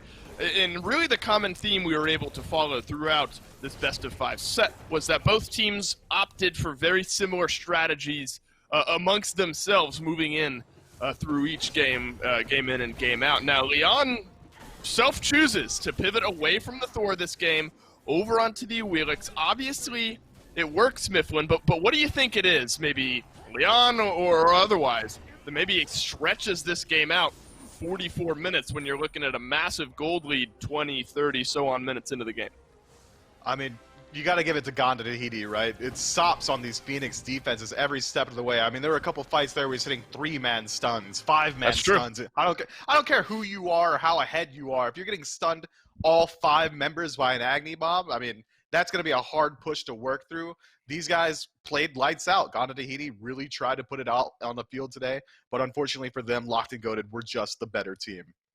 Yeah, fall just a little bit short. Let's take a look back at some of the action that we were able to see here this weekend. A long road through North America. The big ones to look at are those semifinal matchups. That's where Gone to Tahiti drops down after the 2-0 to Baskin and the boys, or the 0-2 maybe is the better way to word it. Beat Bloogie and the Woogies 2-0, and then beat Baskin and the boys 2-1. That knocks their ticket to the finals here, and then Locked and Goated undefeated here this weekend. Not necessarily game-wise, but as far as the sets go, did not lose not only to Baskin and the boys, but Gone to Tahiti either. So it's a great weekend for Locked and Goated. Bloogie and the Woogies unable to win a game here, much less a set so far this weekend. So you start to look towards Baskin and the boys and maybe the rebound that team is going to have, far and away the favorites coming into this weekend. But I think time and time again, Miff, it was just kind of proven that this Locked and Goated team was playing too well, not only individually, but with one another, maybe to be beaten in an entire set here this weekend. I think it really is that they were the most well-rounded team all through and through. You look at Baskin and the boys, you think of a couple carries on the squad. I mean, the titular Baskin. So what is Locked and Goated going to do? They're going to absolutely blitz the entire game and not allow Baskin to get off the ground. That doesn't work nearly as well against teams that have 5-man threats, 5-man squads where you have to worry about every single individual piece. And that's really what Locked and Goated was. If Pagon fell behind, well, you still had your ADC, you still had your jungler who's going to hold down the fort. The Soul Laner, Relentless one, had an absolute blast this weekend. I mean, Locked and Goated were just the better team overall in the entirety of the league this weekend. And it's been a weekend of upsets, really. I mean, both in North America and Europe. All right, so with that being said, I'll maybe pose you the more difficult question, and maybe it's kind of literally what you just said. Do you think this Locked and Goated team played like the best team in the SEC in its entirety, North America and Europe? Or do you think that Belt Slap versus Locked and Goated match would be a pretty close one? I think it would be close, but as far as Locked and Goated go, their play style is so hard to deal with. Losing out in the early game, that's the only point of the game that every single game has. Not every game goes to late game. Not even every game goes to mid game. Right. But Locked and Goated have that early game down pat. And if Belt Slap aren't allowed to get off the ground running, I equate Belt Slap to Baskin and the boys. We saw what happened to Baskin and the boys. I mean, we're not going to get to see it this weekend, but it's a dream match that I'd love to see. My money's on Locked and Goated. There he goes. He puts his stake in the ground there right towards the end. That was a brilliant weekend of competitive Smite, kind of quenching the palate, I suppose, before the SPL comes back. That is July 24th, 12 days from now. The SPL will return, so make sure you keep your eyes on @SmitePro on Twitter for the updates surrounding the return of the Smite Pro League. Cannot wait to see you guys there. As always, though, thank you so much for watching, and on behalf of myself, Mifflin, all the other casters, everyone back in production, thank you so much, and we'll see you on July 24th.